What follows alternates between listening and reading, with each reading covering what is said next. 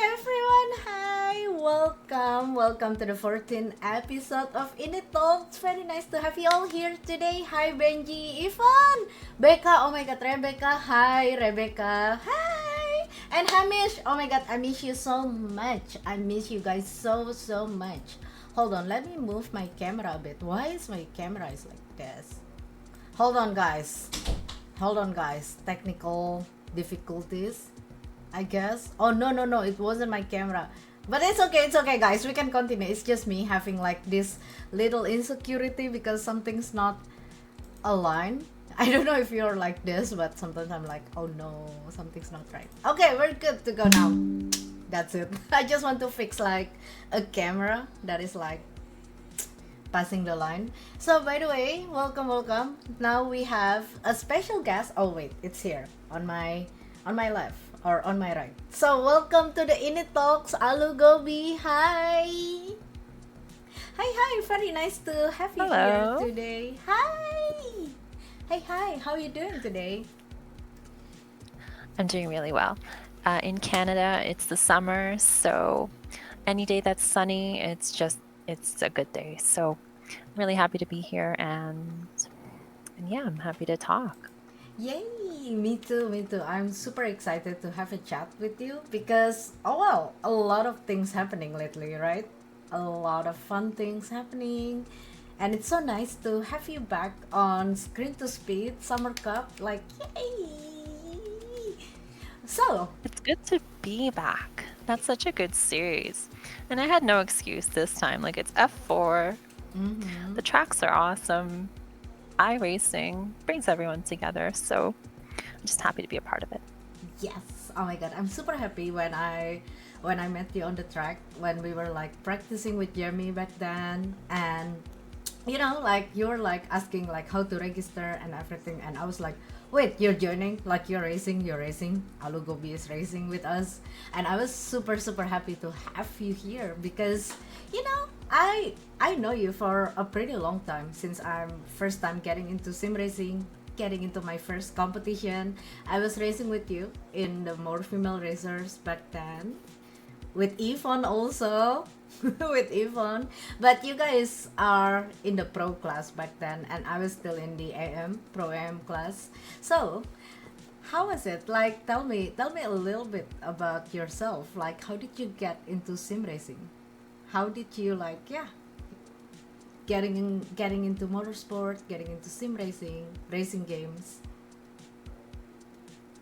Yeah, you really threw it back with more female racers. I think that was such a formative moment when I discovered the series, when I discovered that there's a little bit of limelight for us girls. And shout out to the SimGrid and the bosses over there, Michael. And Michael. I always think back to those moments in More Female Racers about what it really felt to get started as a professional or an aspiring professional in sim racing. But to go back even further, just to talk about where it all began, it was on iRacing. And I was like 16, working on I was thinking about how do you drive a car in real life? Because I was just about to learn how to drive in real life, like on the roads. And I was going to go for my test and all this kind of things that were making me really nervous. Like, how do people drive side by side on the highway and just not end up magnetized towards each other? It was just... Right. So I found iRacing, and it's like, okay, it's a place to test yourself without having to risk anything. And of course, I did. I signed up. I raced a lot of MX5 races. Oh, wow. And sure enough, priorities changed. But ultimately, I realized that, simulators are a way to really practice anything. Right. Before sim racing, I was introduced to flight simulators. And that was awesome. Like, how are you going to get to learn how to fly a 737? You're probably not going to. So, Yeah. you know, racing was just as fascinating and just as educational. So I'm really happy I did it, and that's where it all comes from. Okay. So, iRacing was your first simulator, was your first racing sim, you're saying.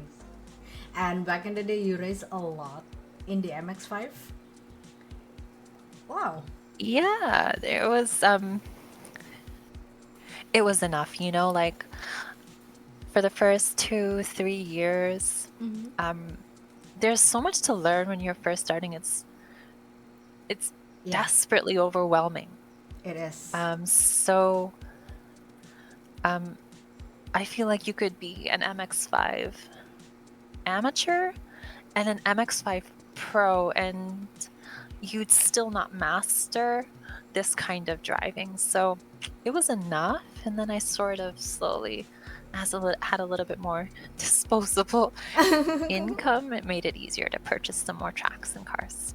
Right, right. And how was it back then? Like, your first time getting into your first race online. How was it? Like, if you still remember, how was it? Your first race online. That's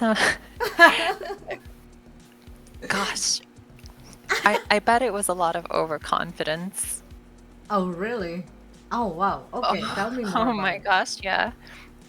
Because, okay, well, I've always been a really good race starter, Mm-hmm. and I have always been able to jump a few cars in the beginning. So once you pass one car off the start, it just Oh. your heart just starts pumping, and Mm-hmm. you feel like you're on top of the world because Yeah. you just jumped everybody.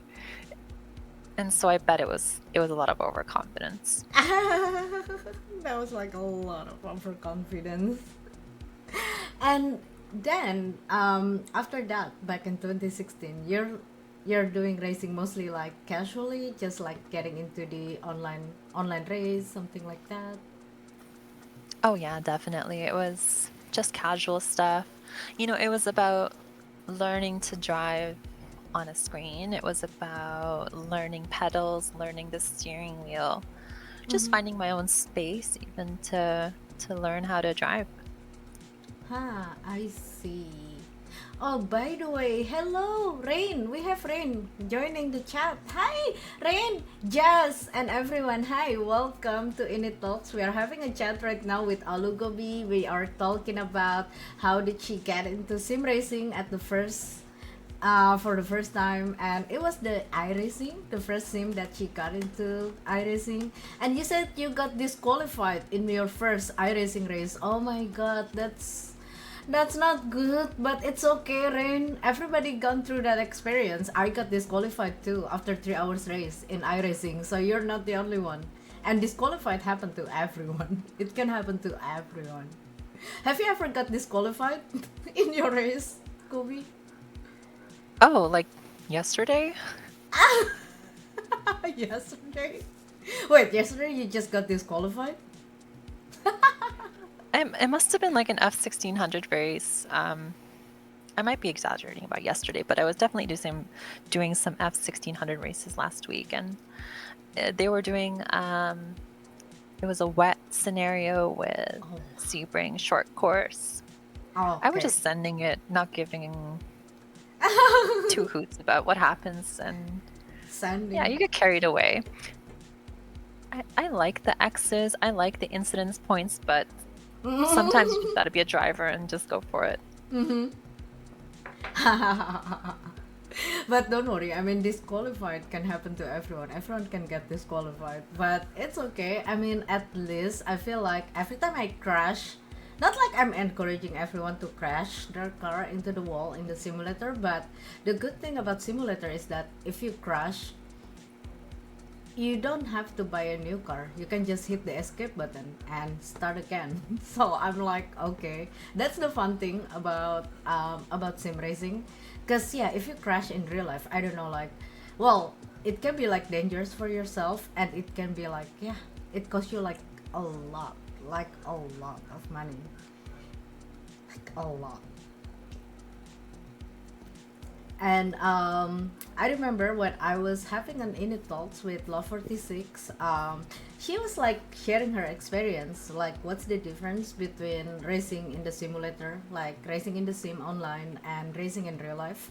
And she said like racing in the simulator, people, I'm not saying people are more crazy, like people are crazier, but in the simulator you got a chance to try out like a lot of different scenarios in the race. While in real life we have that fear factor that sometimes you're just afraid to sending it because it's a real life. If you crash, you crash, So that's the benefit about sim racing. Like you can try out like a lot of different scenario, different way to sending it. Because yeah, if you crash, you can like back to the pit, hit the escape button, and try it again. What's that famous saying that I don't fear the man who's done 1,000 things once, Mm-hmm. but rather I fear the person who's done one thing 1,000 times. Look, if ever I'm on the racetrack again, it's really about the sim racers that I really fear, because I bet they can go really fast. Are you thinking that sim racer can be like actually good on a real track?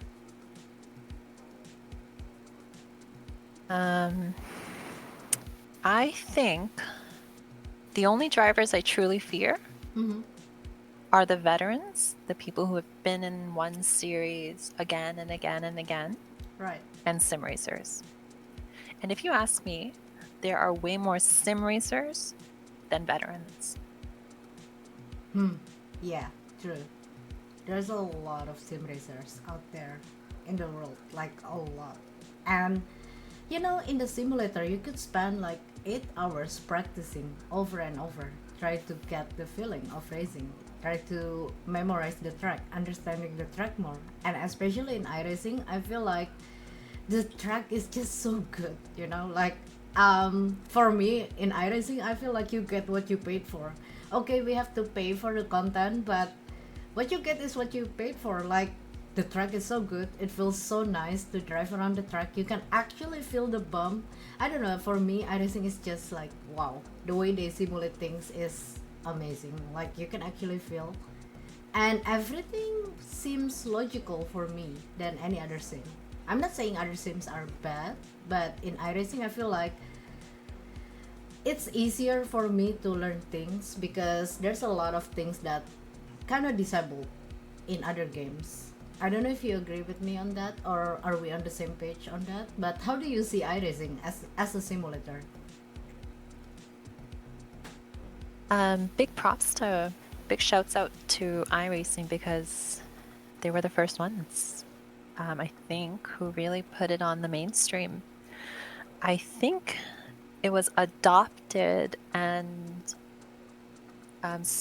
revered by its customers is because of the quality.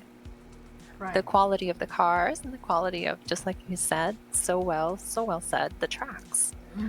I think back to Sebring and how much texture there is in that track, and I don't have anything to compare it with just yet because I don't know if any other sims have that laser scan, but it's really convincing as it is. Right. So I really think iRacing has put a lot of time and effort into getting things right.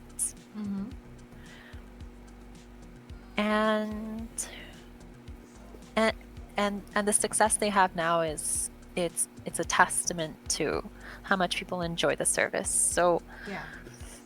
it's not perfect for financial reasons, and in some ways the contact patch I'm not totally having fun with, but things can change, and with the way iRacing is always changing, I have no doubt it's only going to get better. Yeah. I mean, they keep on not like changing, but they're trying their best, like try to keep on improving, and so does the other developer. Like other games are trying their best to like keep on improving the game and the experience for the customers. I believe in that. You'd hope so. You pay them a lot of money every Yeah. month, Mm-hmm. Yeah, true.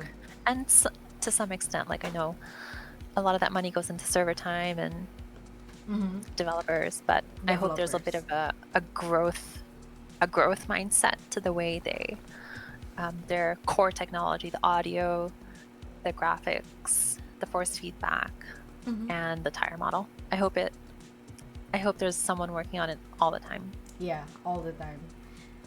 And by the way, Rain, it's been good. You missed the MFR and you're missing sim racing in general. Oh my god, I would love to have you in Screen to Speed if you wanna race with us.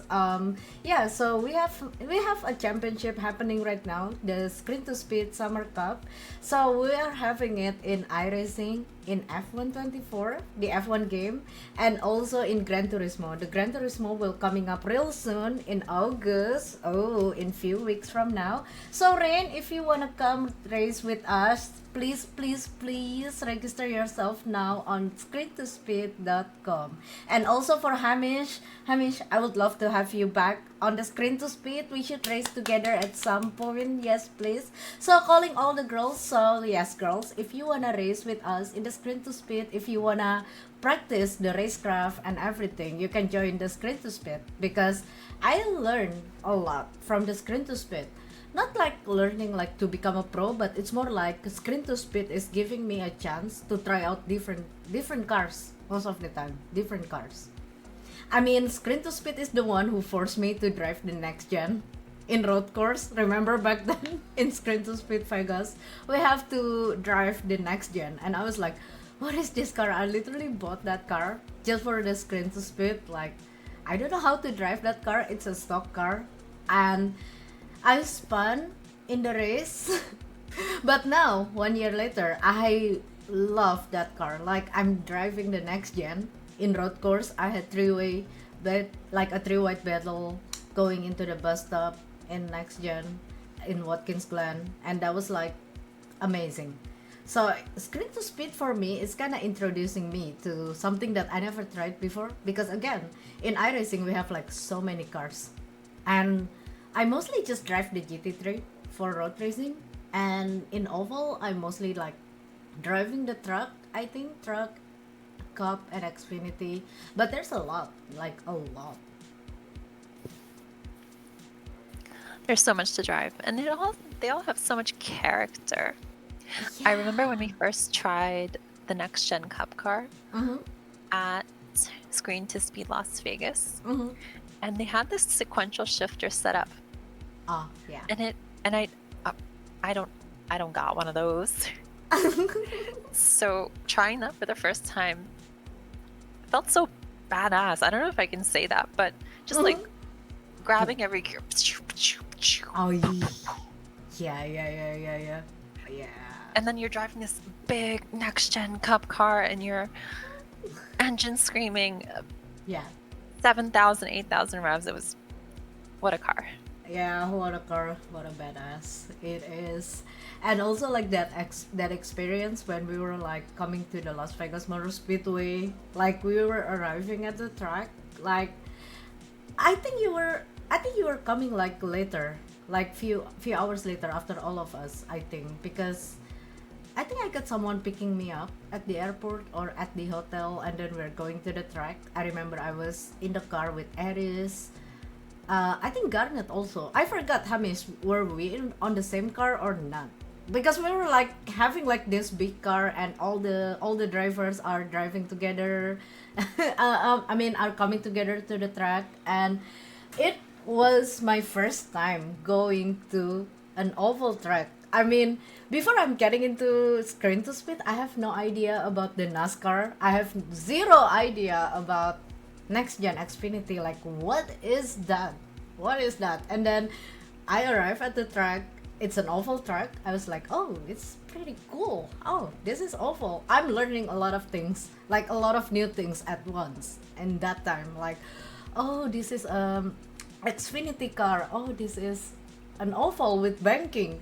And all the drivers in the screen to speed were very nice to me. Like they're telling me like a lot of context about oval. Like this is oval. This is bomb drafting. This is yeah, this is like sideways, blah blah blah. And I was like, oh, interesting. Like interesting. And I was like, yeah, since that time I kind of love the NASCAR and oval because, as you said, like it's a badass car. Like it's so loud, and you can feel like the ground shaking, like, like oh my god, that's like the most amazing thing that happened in my life, really. Like, god. Oh wait, your microphone, yeah. It's okay. It's alright. Everybody gone through this experience. So guys, if you guys thinking about streaming, don't worry. We will always have this audio issue. Okay, can you test it one more time? Check 1, 2. Okay. Yeah, that won't be the last time it happens. Thanks for waiting. No worries. That experience was so out of this world because NASCAR, Americana, Las Vegas, F-16 jets flying over. Yeah. Oh my gosh. I know, The right? fuel, you could smell it, and it was just, if you're a motorhead, it's just the place to be. I think if you're in Las Vegas and there happens to be a race going on the oval on the street circuit, I don't know if there's an infield street circuit. Anyways, Yeah, there's a straight On that- circuit for the F1. oh, okay. Yeah. On that day, I do remember my flight was delayed because there was weather from where I was coming from, and my initial flight got canceled. So I showed up, I think, around mid-afternoon or maybe just noon. Yeah, I was in the car. That was the first time I met Sabra Cook. That was me being starstruck. Oh my god, you were in the And same yeah, car? we showed up, and yeah, the car that picked me up from From the airport? the airport had Sabra Cook sitting in the back, and I'm like, okay, this is awesome. So I said hi sheepishly, and we finally got a conversation going. But it was, yeah, that was my first moment in Las Vegas. God, that is the best experience. Like, imagine being in the same car with Sabra. I know Sabra from the W series, so I was following the W series in my early days, getting into sim racing. I saw like, like it's just amazing to see like 18, 20 girls racing together, driving a single seater in like Spa in Monza. Like, I'm like, wow, it's so cool. And I'm super happy. Honestly, I'm super grateful. Like few years later, after that, I got a chance to meet Sabra.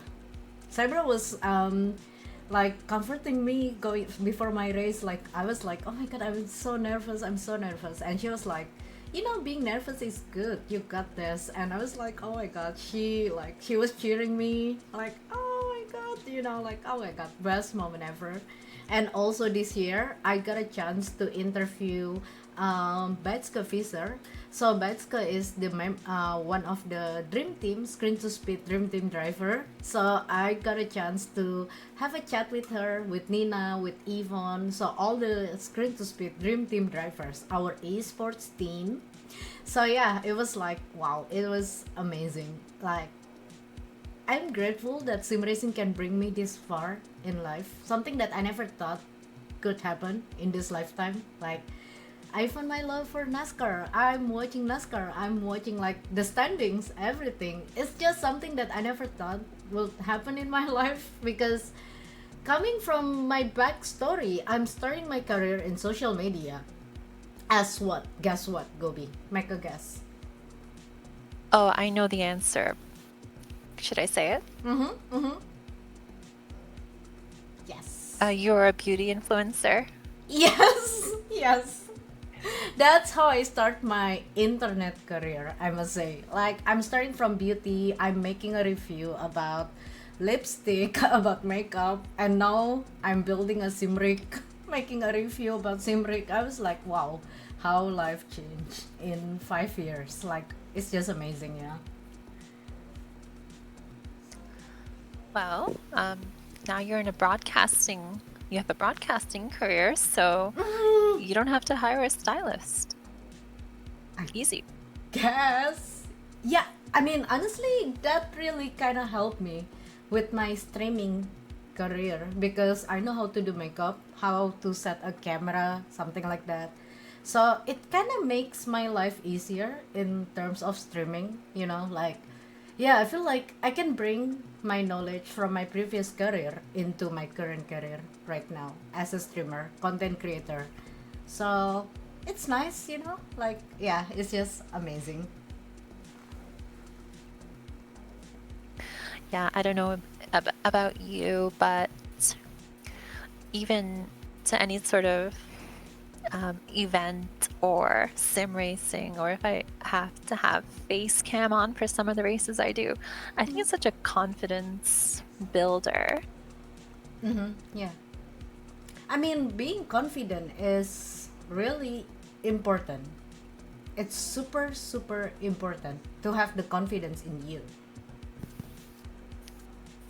Definitely. And if you look good doing it, it just feels good. So, Yeah. I don't know, like, I mean, honestly, I didn't grow up as someone who has like lots of confidence in herself. But sim racing really taught me to be confident. For example, as simple as being confident on the track, you really need that. You know, back on the driving, back on sim racing. I always say it like in the stream, if I don't feel confident with myself in the race, I'm not gonna throw myself into the race. If I don't know the track, I don't feel confident driving the car at the track, I won't throw myself into the race. So in general for me, having a confidence is like number one in life, number one in everything, like really important. yeah, I think it's hard to perform to your best ability if you feel you would be a hazard to anyone else. I think I've had the opportunity to like, it's actually with screen to speed to do an oval race, Hmm. and I just don't feel, I just didn't, in that moment I didn't feel like I could do it Mm-hmm. in a in a really in a really comfortable and something I would be proud of way. Mm-hmm. So I just didn't enter because I don't want to ruin anyone else's race Right, in right. something that I have such little knowledge and experience of. One day I hope to. I think oval racing is awesome. Mm-hmm. Yeah, I mean, oval is nice. I mean, yeah, if you ask me, like, I'm kind of biased about it, but I feel like based on my experience playing racing games, I'm calling it playing racing games, okay? From my experience playing racing games, I feel like I learn more in oval. I'm not saying that I'm not learning a lot from road racing, but I feel like there's a lot of things that I learn in oval that I can bring into road racing. So I'm like, okay, this is nice. Because if you look into the map, like oval being oval, like shaped like an egg, that's it. You're just turning left. You don't need to memorize the track and everything. You don't need to remember where to brake and something like that. But yeah, there's a lot of things that you need to focus on when you're racing. So for me, oval is not learning the track, but actually learning to drive. So you can focus on driving because you don't memorize the track. You're not worrying about the track, you know? I love that about that. Is there anything else that you felt, something you learned, going wheel to wheel with another driver that you really thought was really nice, to transfer over to road racing? Yes. So in oval, you really drive close to everyone. You're driving like really close. You're drafting with everyone. And before I'm getting into the oval race, I always feel nervous every time I'm seeing like on my relative. Okay, there's someone 1 seconds behind me. Oh my god, he's going to catch me. Oh my god, 0.5 seconds. Oh my god, like I'm having that anxiety before, but since I'm training myself in oval, driving really close to everyone, like everyone, so getting into the road racing, I feel like I'm not nervous, I'm not afraid. to stay close to people. Like I love it being as close as possible to people, and I learned how to avoid the crash in oval. So getting into road racing, the type of crash is more like, okay, it's I can handle like one car spun, it's nothing, because in oval you will see like everybody crash, everybody touching the wall. It's always like a mayhem in oval. So like it makes me feeling more relaxed in road racing. Like just do it, it's fine. You've seen worse than that, so what can happen in this race? It's fine. Like it kind of give me like, yeah, more confident, and it opens my eyes. Like 0.5 seconds is far. It's a big gap. Don't worry. You don't need to worry that much. You know? Yeah, that's in road racing, that's a lot of pressure. 0.5 seconds, they're in your draft. They're big in your mirrors, big-ish. Yeah, quite big, And but there's still gap, yeah, but I think I should really learn from this oval kind of mentality. It's like, okay, it's 0.5 seconds, but it's also 0.5 seconds. I can turn things around here. Yeah. But I mean, yeah, but don't get too much into oval racing, otherwise you will turn into me. Like Ash, thank you so much, Ash, for reminding everyone like oval is nice until I get into the lobby. Yes, okay, Ash. Love you too, Ash. By the way, hello, welcome. Very nice to have you all here today. Solberg, oh my god, my brother in Christ. Hello, my more female racers, brother in Christ. Solberg, very nice to have you here today. And yes, you were asking about how to register your girlfriend into the Screen to Speed. Yes, please. Okay, send a message to Yvonne on Discord, and Yvonne will help you, guiding you with the registration and everything. I would love to have your girlfriend racing with us in the Screen to Speed. I really hope she will have a lot of good time, a lot of good battle, and she will learn a lot from the race, because to me, getting into a league race is super, super helpful. Like really helpful. I really love getting into a league race, not gonna lie. My TV off. I'm sorry, guys. Okay, continue, Gobi. Oh, definitely. League race, yeah. League racing changed everything for me as well. Like I said, more female racers. Then I went on to, I think I did some RCI racing. Then I did some SimGrid Pro Series or something like this. I love the co-driver stuff. I think it's so refreshing when you have a team to work with and to like protect a car so that your teammate doesn't feel bad about his driving, and yeah, making the difference by being a better team is almost more satisfying than just winning it on pure pace. So I think that's league racing with groups, solo, and then it got on to even bigger races like SRO. Gosh, every single step of the way it taught me so much about myself, my driving, the things I can and can't do, and kind of the fears that come up right just before quali switches to race. Gosh, yeah, just being in that moment can teach you again and again. Being in that moment can teach you how to control your emotions, control your heart rate. That's where it all starts. I personally think if you can control your heart rate, you're already a step ahead. Yeah, I think sim racing kind of teach me about self-control. Like something that is so deep for me, like learning about your new hobby can be that deep. I was like, it's really important to control your heartbeat, because I almost got my first win in Spa in GT3 back in the day in iRacing. I was overtaking the guy in P1, so basically I was like overtaking the leader, so one more lap, so I was in the last lap. I just need to drive normal, like a normal people. and you will cross the finish line, you will win the race. But I was too anxious, I must say. Like, oh my god, my heart is beating fast. I can't even think straight, I must say. Like, I was too nervous. Everything just so much in my head, and I spun, and I threw my first win back then. So that kind of make me sad until now. Still, like, oh my god, that was like so close yet so far. But I learned what not to do in the race from that one. Like, okay, keep calm, like it's okay. Yeah, in those moments, it's sometimes you have to ask yourself, will you be the one to crack, or will the car ahead be the one to crack?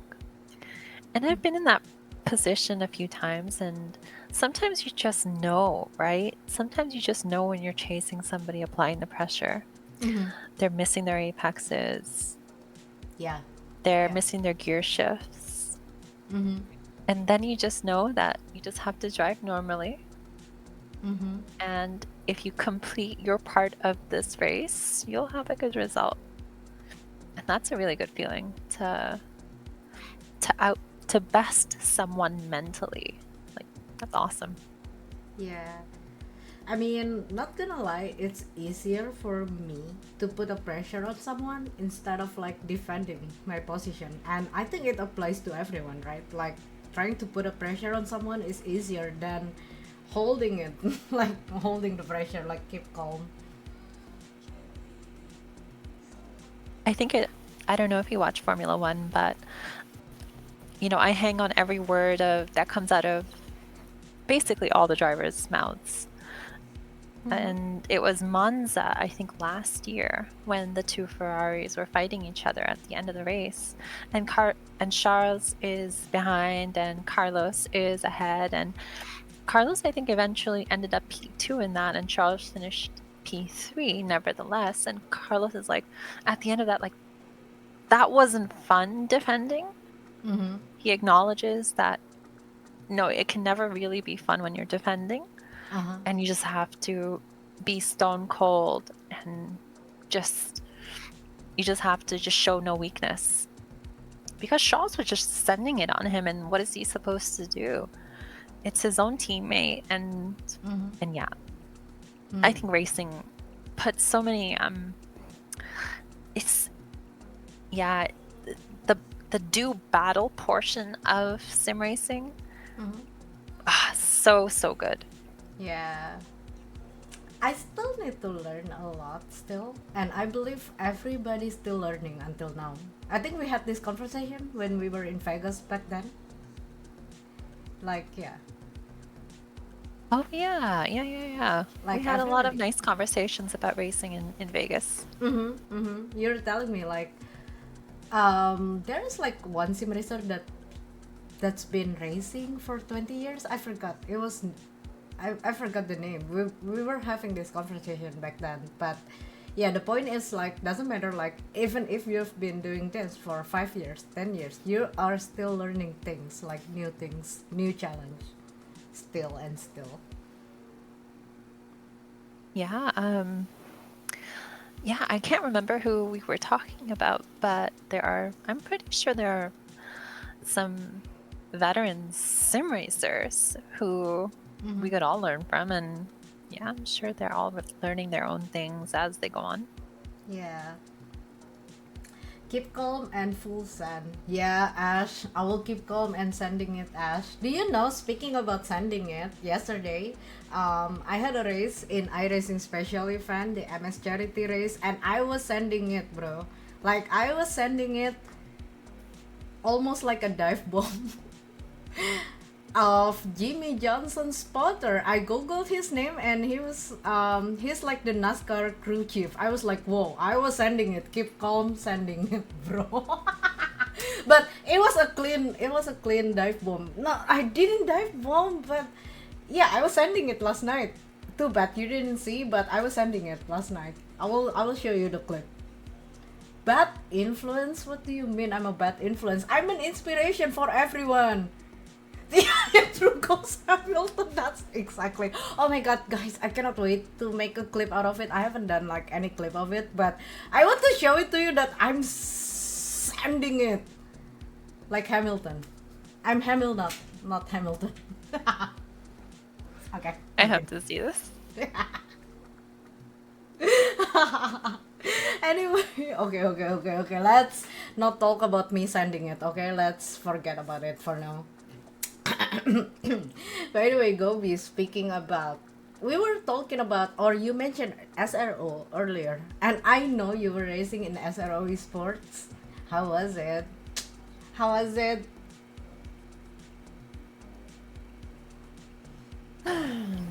Why? Pro esports Uh-huh. was the hardest sim racing campaign that I've been a part of. Oh yeah. Like the hardest. I raced primarily in the Americas division, Mm-hmm. Americas series.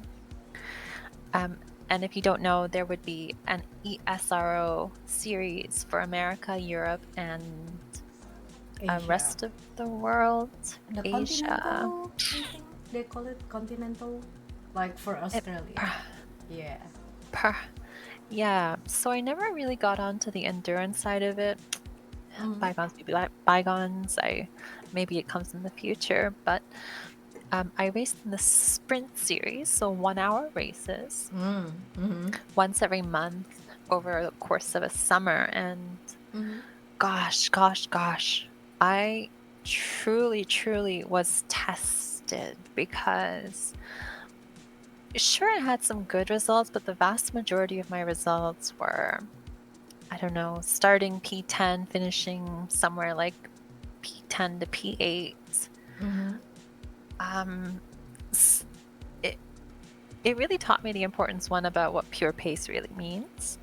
I think you have to be fast in sim racing to have a really good result. I think in IRL racing or full metal racing, you can make the difference more often than in sim racing during the race.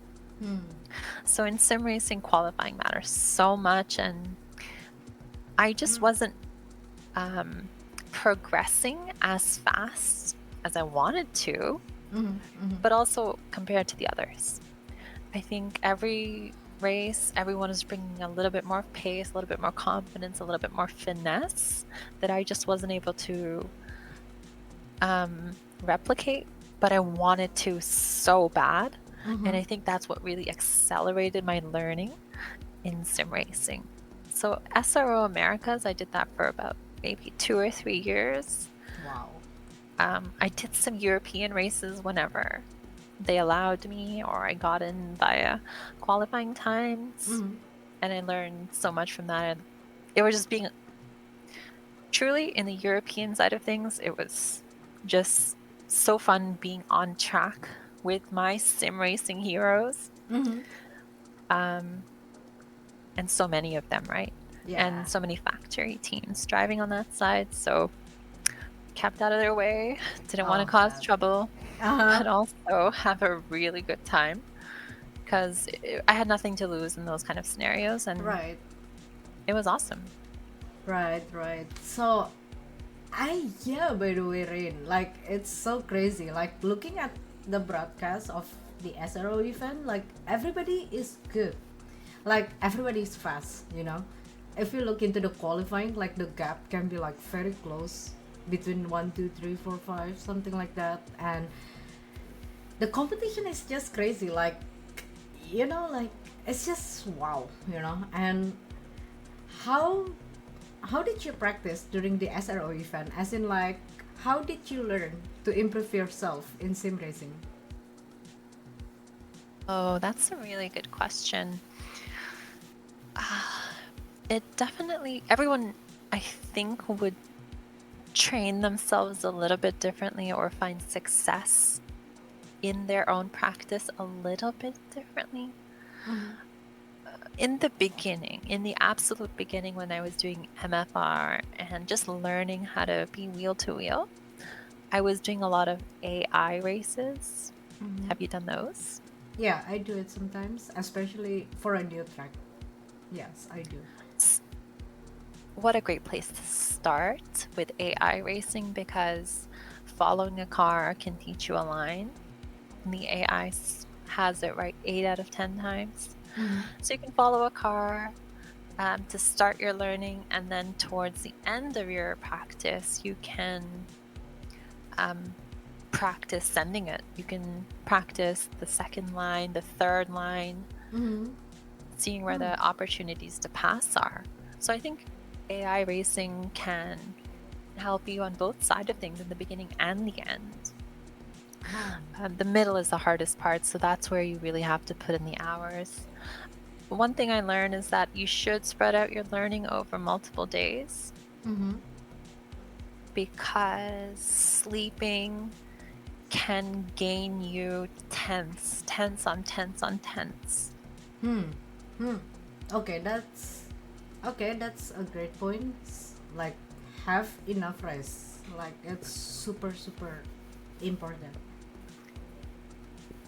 Yeah, there's like a magical process in our brains that allows us to throw away all the bad and retain all the good practice. Because you do so many hot laps, it can kind of get messy about whether you're doing the practice in the right way or not. So every day you improve. So, I think 10 hours in one day is less worth it than 5 hours split over 3 days. Okay. Huh. All right. Because sometimes, especially like when it's like a big event coming up, like I train myself harder than I practice myself for the officials, right? So yeah, going into the big event, I always like put myself into a target, like at least I have to do like, well, for now because I'm doing some work and stuff, so I cannot do a lot of practice, but I at least I got to do like 2 hours 3 hours practice, but it has to be like a non-stop, like no break, like, you know. But yeah, I wish I can do like, I can spend more hours into my practice sometimes. I wish for that, but yeah, for me right now it's quite impossible to have like 5 hours 8 hours of practice. Definitely, it's a luxury. When times were a little bit simpler with, well, I don't want to say simpler, because the pandemic was tough for a lot of people and it affected everyone differently. But for me personally, it gave me a little bit more time to focus on my passion, that is sim racing. Yeah. And yeah, the chat's saying the breakthroughs are always overnight. My best ideas are coming in at night. Yeah. Definitely. Did you hear what Max said about sim racing and how much he and his team prepare? No, tell me about it. What's up? Max said that 50, 60 hours is what it takes to prepare for a team red line level event, which is tier 1, tier A. These guys are pushing it. Absolutely. This is their perhaps full-time job. Like, Yeah. that's what it takes to be ready. Wow. And I don't think I was ever at 50 or 60 hours for one race. No. But I could see myself improving all the way up there. If I had it, I could. If I could, I would. Yeah. And if I would, I would be better. Right. Yeah, I mean, I sometimes I'm talking to my friends that is like competing like in a high level, like they really like spend like they're really like practicing hard and practicing smart. So they were like work hard and work smart also. Like, yeah, like for example, like most people that I interviewed, like they will look into their telemetry and stuff, not just driving blind, like driving around the track over and over for 50 laps, hundreds laps. So they will like, yeah. So how do you practice? Like, do you like actually looking into the telemetry as well in your practice? Yeah, I think if you go into telemetry with a goal, Mm-hmm. with a question, then it can really help you. With a question. So you might ask yourself in a one lap scenario, why is my Mm-hmm. why am I losing time in turn 3? A very simple question that perhaps anyone has ever asked on any track. Why am I losing time in turn 3? Right. So if you can find yourself a comparison lap, shout out Coach Dave, shout out Yeah. any of the other setup shops, they always include a comparison lap. And so the telemetry can show you how your delta Mm-hmm. compares at any point in the track. So I'll use that to figure out in that point, am I gassing too late? Am I braking too long? Or am I inputting too much steering? Mm-hmm.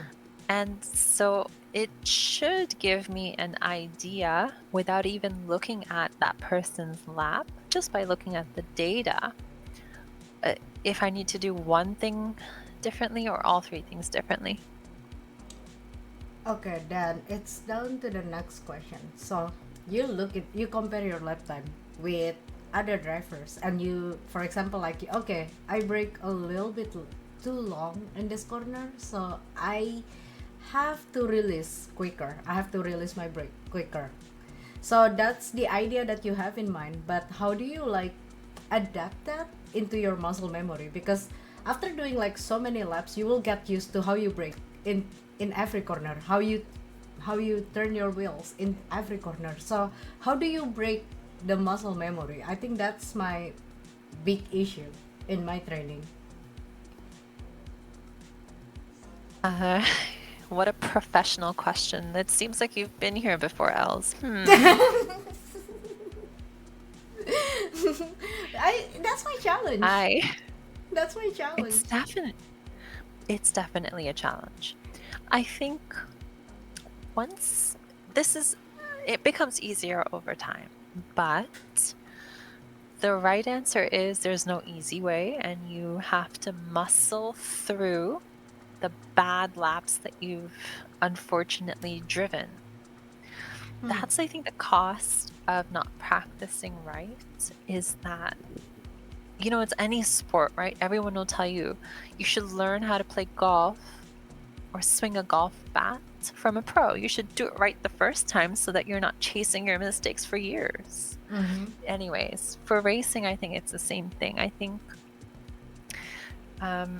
you can do it step by step. I think it can start from your pedals. So if you have an early apex and you want to convert it to a late apex, I think a lot of that starts at the entry of the corner. So perhaps that means braking 5 meters later, and suddenly the task is not so difficult because you're naturally going deep. Mm-hmm. And at the same speed you return in anyway, you're finding yourself having to just do it a little later, and you've constructed yourself a late apex, better exit corner. So, like I said, the task is different every time, but if you're trying to make something happen, perhaps you should be taking a shallower line, wider line entry, braking later, braking early entry, to construct the exit. How does that sound? I will try to follow, like, because right now I'm at the stage where I want to change my practice method, because I've been like doing the same method of practice over and over, but I just feel like, okay, maybe I want to start looking into the telemetry, like actually comparing, like throwing myself out of my comfort zone, basically, like actually looking at the data and see, because my ego would say like, I brake at the right time, I brake at the right braking mark, that's the ego. And I kind of want to challenge myself and actually see, like, did I brake like actually at 100? Did I actually do it right? By like comparing, and yeah, you know just to see how And far I can improve, you know So one of the things holding you back is perhaps you're stuck in your ways a little bit. Do I Kinda, have that right? yeah, kinda. Like, I wanna, well, for me right now, I feel like, okay, I can race, I need to gain experience, but how do I become faster? How do I be like on top of the standings all the time? Every time I'm getting into the practice server, the race server, you know? Like, just wanna see how fast or how far I can go from now. Just to test myself, you know? All gas, no brakes, yeah, never lift. Never How I live. live. Yeah, I love that mentality, Hamish.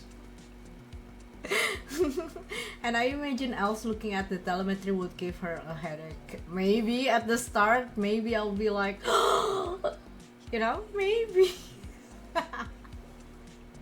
Do you want to know what I think is the best thing sim racing has done in the past, I don't know, 5 or 6 years?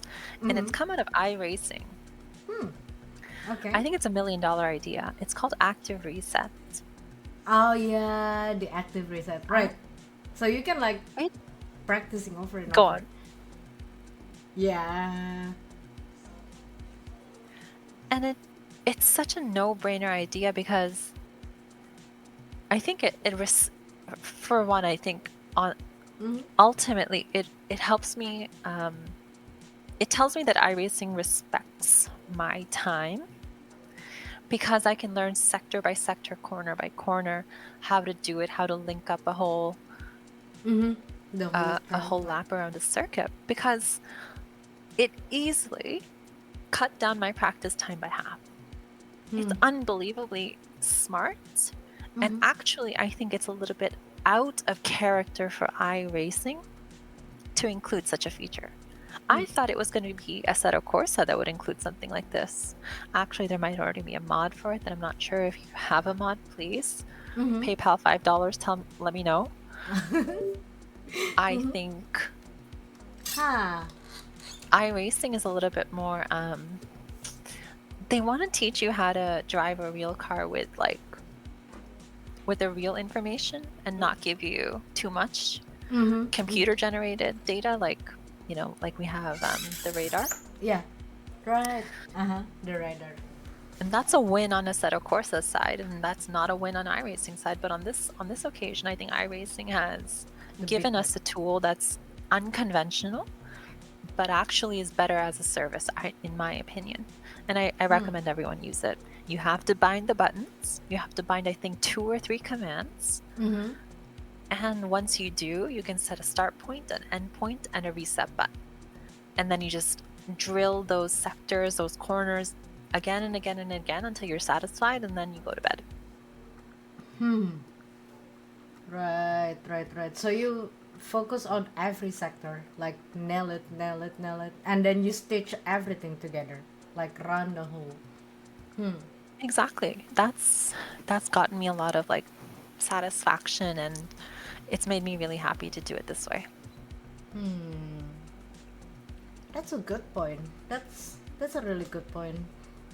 That I can try on my next practice because I really want to get my 3KI rating. That's my goal.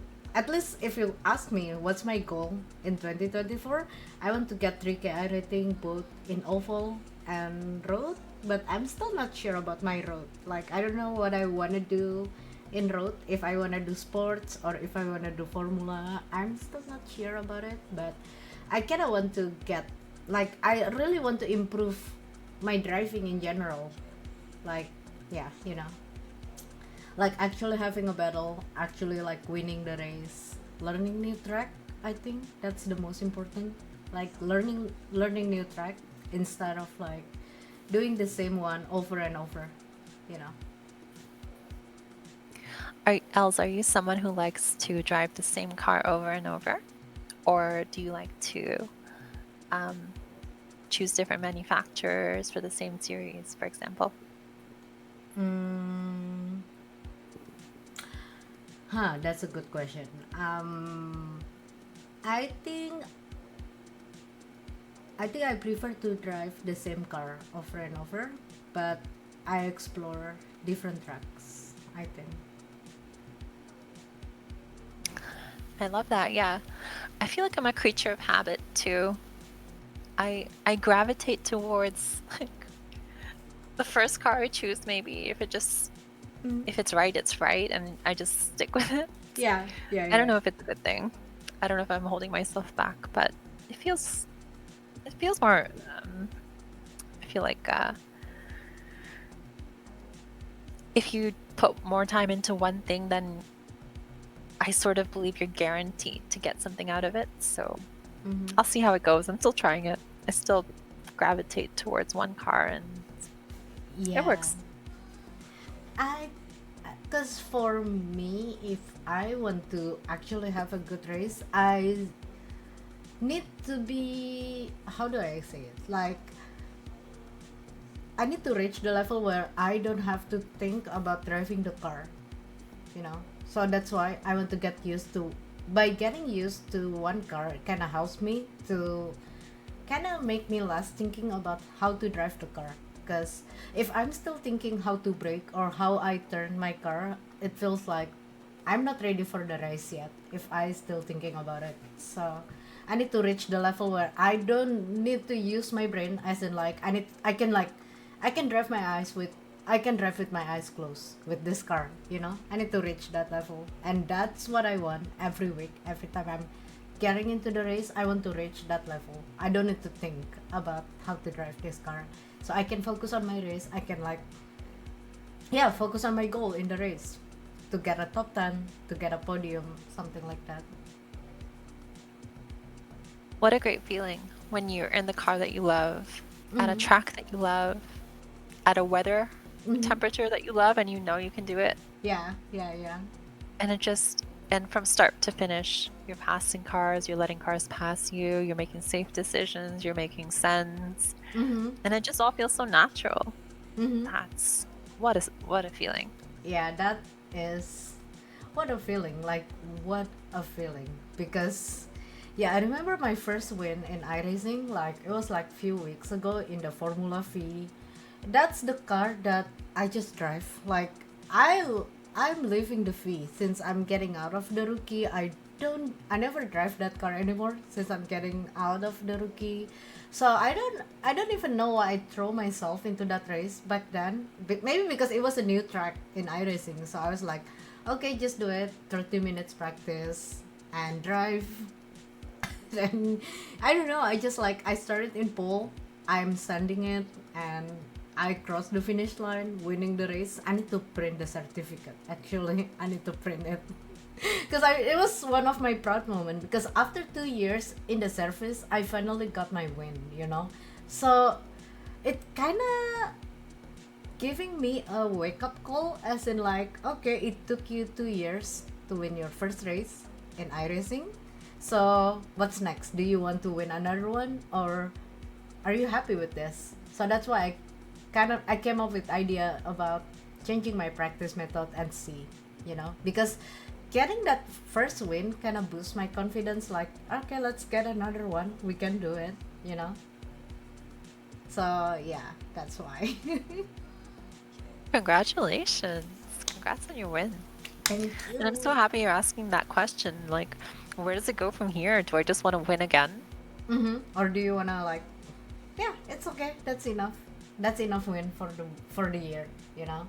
But it kind of feels addicting to me. Like I want to get another one.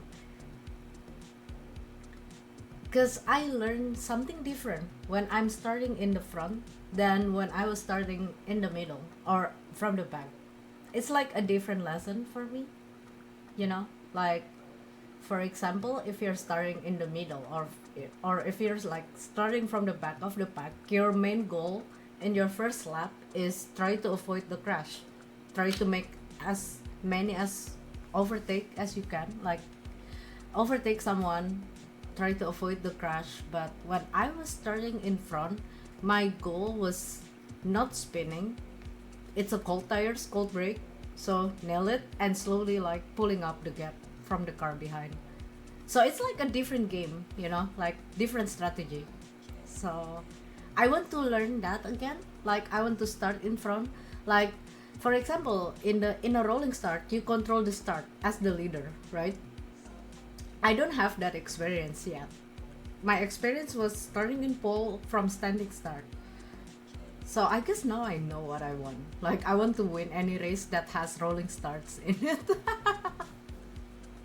Not the standing start. Now I want the rolling starts.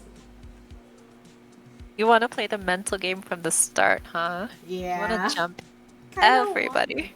Kinda want it. Because I saw some streamers like controlling the start can be hit or miss. If you know how to do it, you will nail it, right? But most of the time, based on my experience, if I start in front, I kind of mess up my start, like not actually standing it. So it's something new that I can learn, I guess.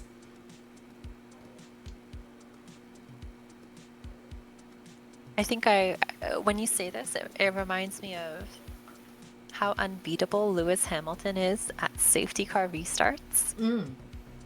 Okay, so he's like nailing it. Because I don't really watch the F1. Like don't watch a lot of F1. Tell me about it. Okay, I'll limit the Formula One references from now on, but Lewis Hamilton had a period of great success, and he was like, P1 for many, many races. But safety cars will come out and bunch the track up, and it will be Lewis Hamilton at the front. And it happened so many times that he figured it out, like how to do it consistently the best every single time. And so now he's been considered like the best safety car restarter of all time. And I can't deny that until someone else can show me 100 safety car restarts. Yeah, it's it reminds me of this because it comes with experience. It's only something you can do if you're at the front and have that chance in a live scenario, in a real life scenario. Yeah, that's the thing. Because you don't always like start in front. Like, yeah, you need to wait for that chance to come for you to learn how to nail it, Definitely. Yeah, there's still a lot of things that I would like to learn in sim racing, and I'm happy. Like, at least now, I'm still considering myself as a not so newbie, like a newbie but not so newbie. So I feel like every time I'm getting into the sim, I'm sitting on my rig, I always got a new things to learn. Like, okay, today, what do we learn today? What do we learn today? Oh, I want this, I want that, And for now, for example, like I want to actually like be fast, like be like one of the fastest on the grid, like actually learn how to be fast. If you're talking about being fast, first you need to be consistent, right? Like you need to be consistent before you become fast. And after all this time, I feel like, okay, I'm consistent enough as a driver, but are you happy by just being consistent, or do you actually want to push yourself harder this time? Because being consistent gives me comfort, because at least I'm consistent, but do you actually want to push yourself a little bit more than that? So yeah, that's the question in my head right now.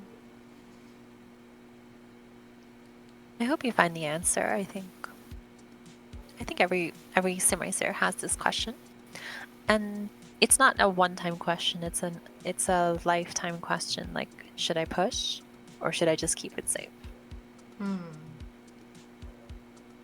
Right. Should I push or should I keep it safe? Yeah. And how is your mind game in the race most of the time? Are you like always like sending it? Like always like, okay, we send it. Or do you consider yourself mostly like, as a safe driver, like keep it safe? Are you a risk taker or are you a safe driver? Elz, now you're asking trade secrets. You can't know my mental game. You know my mental game. Oh no.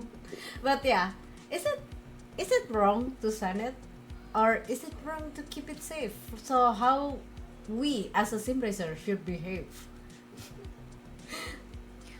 How to Okay, race? so how do I put this? I think, okay, one, you're responsible for any contact that is made with your car on the track. Okay. Do you agree? So if you agree with this, Mm-hmm. that even if somebody rear ends you, you are responsible. You have some, I believe you have some reason to reflect and figure out why this person caught up to you so fast or caught up to you at all. Second, I think a story develops when you're having a rivalry over one race. So if you start off P2 and you're chasing P1 for the whole race, I think you,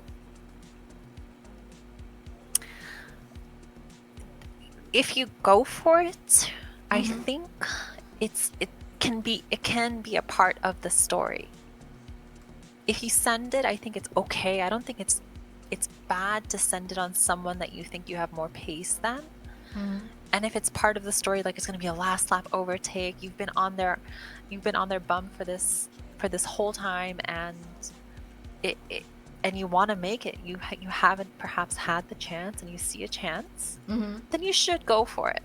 You should go for it and try to maintain both of you on the track. Penalties will come.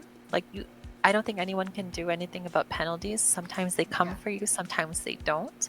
And I think a lot of that has to do with the story you develop about your driving and the confidence you show on the track that can actually help you or hurt you.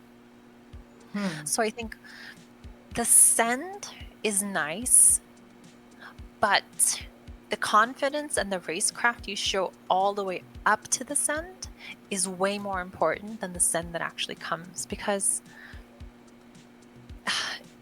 a send is only one corner, and of course there's hundreds of corners. So Yeah. Does that make sense? Does that help? So what I got from this is like, you can send it, but you should use your brain, as in like, you should know what you're doing in that corner, as in like, so here's the thing. When I'm racing, when I feel like I'm super confident with my race or with this combo, I should have that eagle eye in my head. Like, I should know where my car positioning in every corner, you know? Like, I don't know if that makes sense to you, but sometimes I look into my car like from the upper side, so I know like where your car at, where your opponent's at in that track, in that corner. So when I'm about to sending it, I should know like where my car's at exactly, and if I'm giving like enough space to people. Well, most of the time it ends up like I didn't give enough space to people, but I'm still learning my way here. But to me, something that I learned is that when you're sending it, you have to be like fully committed, fully confident, and you know what you're doing.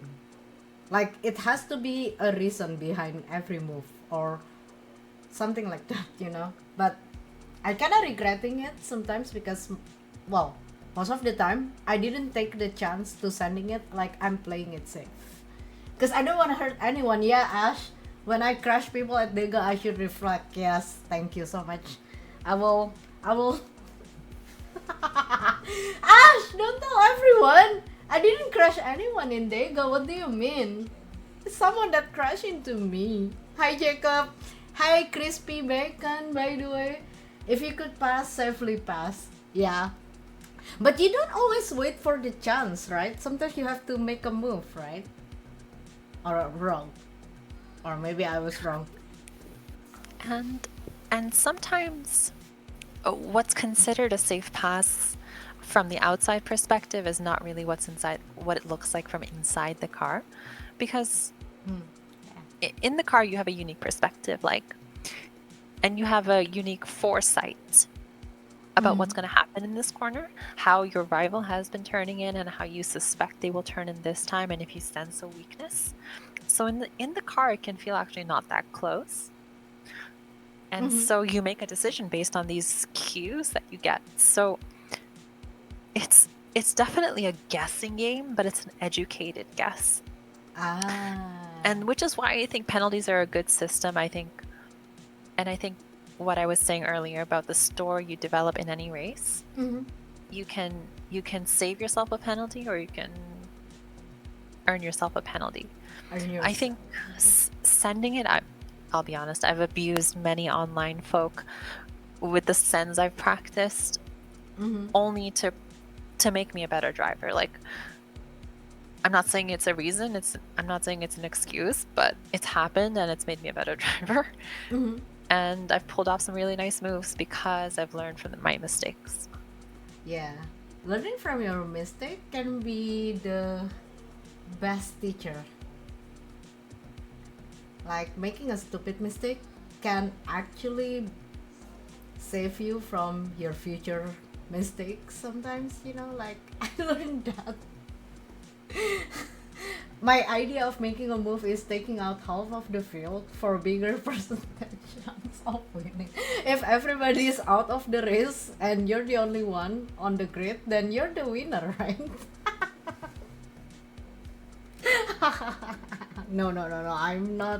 I'm not promoting like an unsafe behavior like that. No, I'm a safe driver. I mean, just like Gobi said, like, what you see from inside the car and what you see from the far chase cam can be different sometimes, and there's a lot of things. Lewis Hamilton at Hungary, only car on the grid starting. Hi Jin! Oh my god, 15! Hi Jin! Welcome to INIT Talks. We are having chat with Aloo Gobi right now. My dear friend, so I know her for a very long time, since my first championship, getting into my first championship on ACC, and she was racing in it, and she was in the pro class. I was still in the pro AM class. So I really look up to her. Like, I really look up to you. Like, how are you so fast? How are you so good? Like, I watched the broadcast back then, and you were always starting at the front, having like a tough battle with other drivers. Like, I wanna be like you. And whenever I see your name on SRO entry list, like, I'm so proud of you. Like, wow, Gobi, make it one more time. Like, I'm super proud. Like, I'm super proud of you. Like, I really look up to you. Like, when I first getting into sim racing, not gonna lie, I really look up to you, Love 46, and Emery. And I'm super happy now. I'm being friends with three of you. Like, all my idol, making friends with the idol. Like, super happy. Like, I'm, I'm. It's very heartwarming to hear that, and it's not often you're reminded that people are watching you and people are looking at you, and they're hoping for the best for you. And sometimes that's not so clear when you're on the internet and you're just racing for yourself. mm-hmm. But that's very nice. That's very nice. I really look up ultimately to you. Ultimately, I race for myself, and I just want to satisfy myself, but I also love my fans. So follow me on Twitter if you ever want to keep up with me and sort of the racing that I'm doing. So I'm doing racing, sim racing here and there nowadays, but I'm also trying my best to race in real life, full metal. I recently posted some clips on my Twitch. You can find Aloo__Gobi. There will be a link to my YouTube there soon. My YouTube is Aloo Gobi Racing. I just uploaded a race replay unedited, so you can see exactly what it takes to take your sim experience to the real life. Like, how are you gonna position yourself on track in real life versus sim? So I hope to take that to a bigger extent and bring you along for the ride. So if ever you want to keep up with me, those are the ways to do it: Twitter, YouTube, and I'll do some streaming too.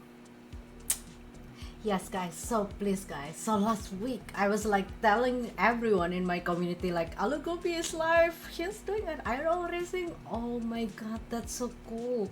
Now let's done talking about the sim racing, the story about it, and let's talk about your real life racing experience. Jesus Christ, yes, Hamish, and you too, right? You're doing some real racing too, right, Hamish? Super happy to see my screen to speed friends doing some IRL thing. So Gobi, tell me about it. Tell everyone about it. So how was it? Tell me about your racing.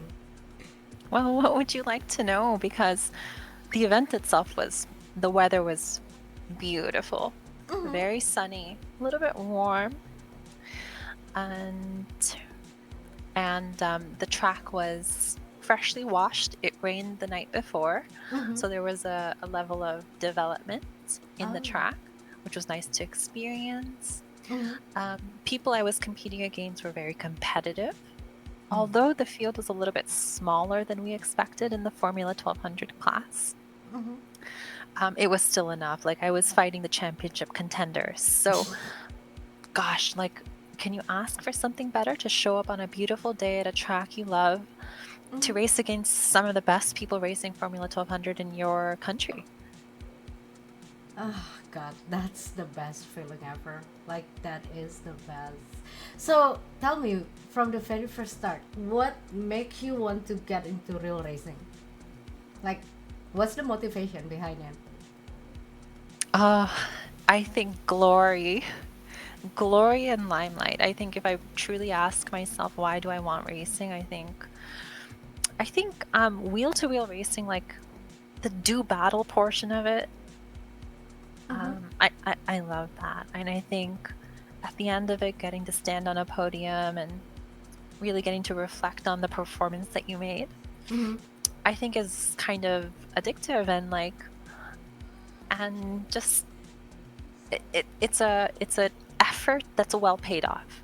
There's a structure around winning and losing and performing well and not performing well. So yeah, I think when I first started, it was through sim racing that I developed a love for it. Then I found Formula One back in 2012.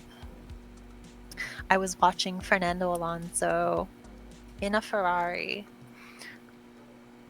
driving his heart out to win a championship I knew nothing about. And I thought in that moment, if these guys are putting so much heart, so much passion, so much love into the way they're driving, maybe I can do that too. That was my inspiration. Wow.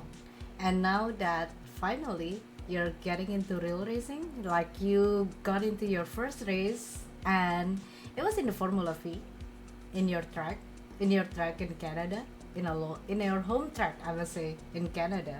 So, how did you feel when you first like sitting in the car and you know that it's real, you'll be driving that car? Like, how did that feel? Okay, the first thing I actually felt was, wow, this is really comfortable. Oh, it's really comfy. Yeah, yeah. So comfy. Because when you look at the car and you look at your seat, it's kind of just flat. And you're basically sitting, the firewall is on your back, and you're sitting on sheet metal. So my first thought was like, it's kind of comfortable in here.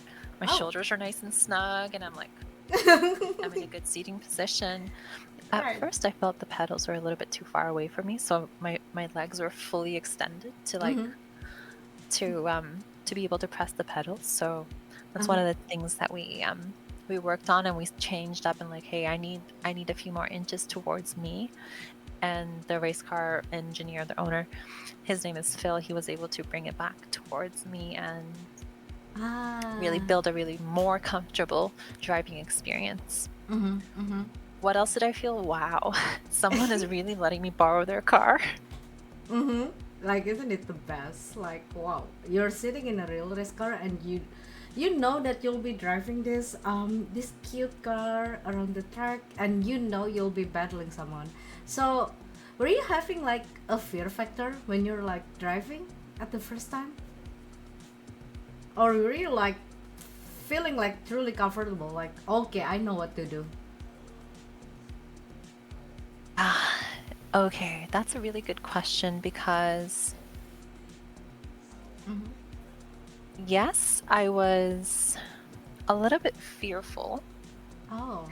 before I went on because, it's like I'm heading on to a session with multiple classes of cars. So there's going to be faster cars, there's going to Mm-hmm. be cars of my speed, and I don't want to make a fool of myself. I don't want to spin or anything like this. Yeah. And I don't want to be involved in scuffing up anybody's ice cream paint job. That is probably priority number one. Mm-hmm. So there's all these like stresses that are coming down on you as you're getting prepared to get onto a racetrack in a sanctioned event and where so many people are volunteering to marshal, to Yeah. be the clerk of the course, to be a starter, to be a flag person, and to be a commentator. Like, holy moly, this is the big leagues. So here you are, Yeah, everybody's watching you, and you feel a little bit nervous, definitely.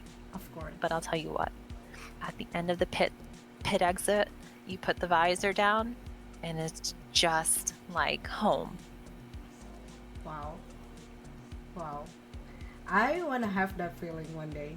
Like, like you're actually sitting, you're driving, you're taking control of the car, you're driving fast around the track. Like, I bet it's an amazing feeling, like the best feeling ever.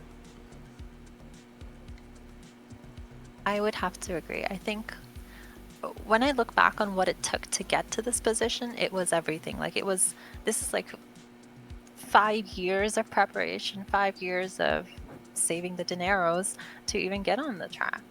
So Wow. there's a lot of pressure from these kind of factors, but you just have to control them and enjoy the moment. And I think anyone can do this. For the record, anyone can do this. There is a car out there for you. And if you put the time and effort into practicing a little bit and preparing a little bit and setting your mind right for the moment, you can perform and have a race of your own. If not the race, you might win. Right. That's a good point. And Rain asking, was this your first time driving on the track as well? Okay, so good question, Rain. It wasn't my first time driving on a track because for my licensing exam, you have to do a practical test. And so they take you out in a car. It was actually my own road car that we went out in. So the kind of track environment wasn't completely new to me. I hope that answers the question. Right. So, I mean, you've been doing like a driving before or on the track, and if I'm not mistaken, you did some track days before, right? So, Yeah. I've done a driving track is day. not your first time. Driving around the track wasn't your first time. Yeah, it definitely wasn't my first time. I definitely had some track days in my past. So I think I went to one in 2022 in my road car. I have a Mazda 3, an older one. And I'd also done some test days in the Formula 1200. I'd actually done 2 test days before I went to my first race. And those test days were at a different track and in different cars than I raced on that day, but they're all kind of the same.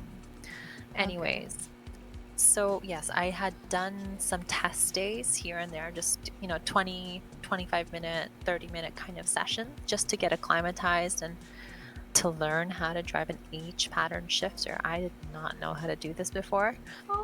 And so before the race, I had driven the car 2 months prior, and before that about 4 months prior. So it was about 6 months of preparation to get to the racing. And that was my first race session. Okay. And because you did a sim racing before you're getting into this real racing, do you think that there's a lot of things that you learn in the simulator that you can bring into your first racing?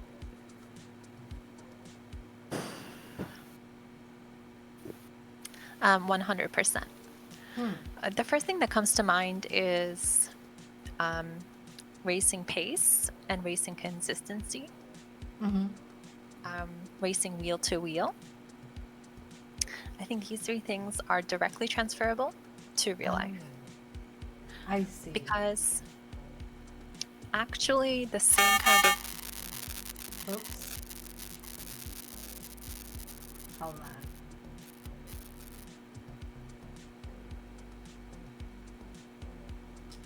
Test, test.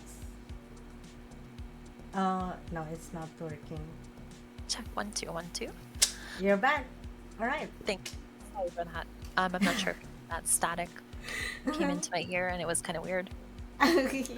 Yeah, so definitely the pace aspect of driving a car fast in the sim world is the same as in the real world, because as you can expect, it's more of a mental thing than a physical thing. It's more physical in real life, definitely, and we can talk about what those physical factors are. Of course.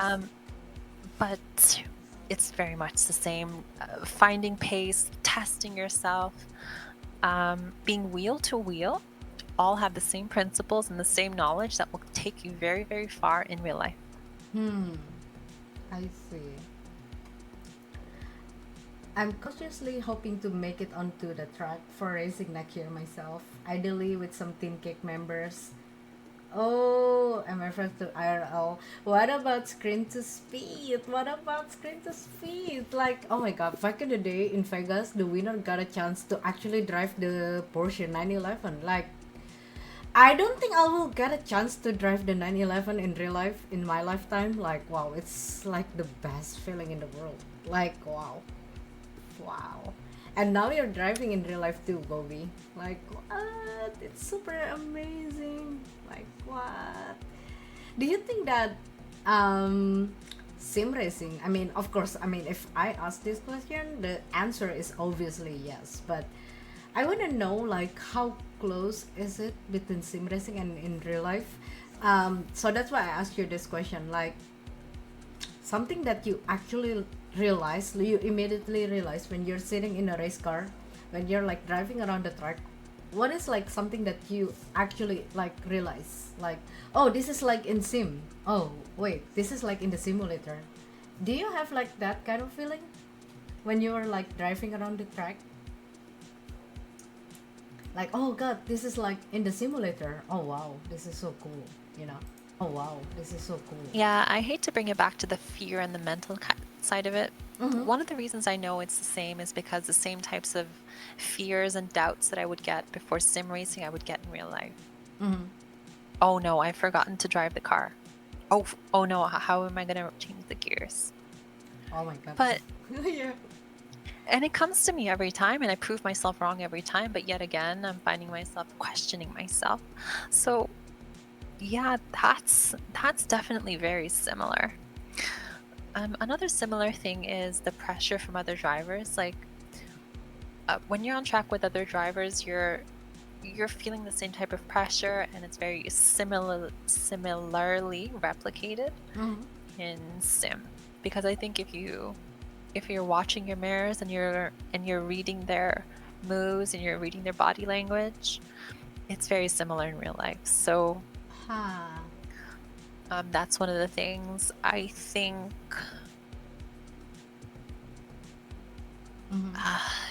Maybe we can come back to this, but I feel like I've been preparing for this for like ever since I started sim racing. I always had the goal of having to compare what it's like and eventually sharing this with people. So again, I will be posting some videos about my feelings about what is similar and what is different on my YouTube and my Twitter.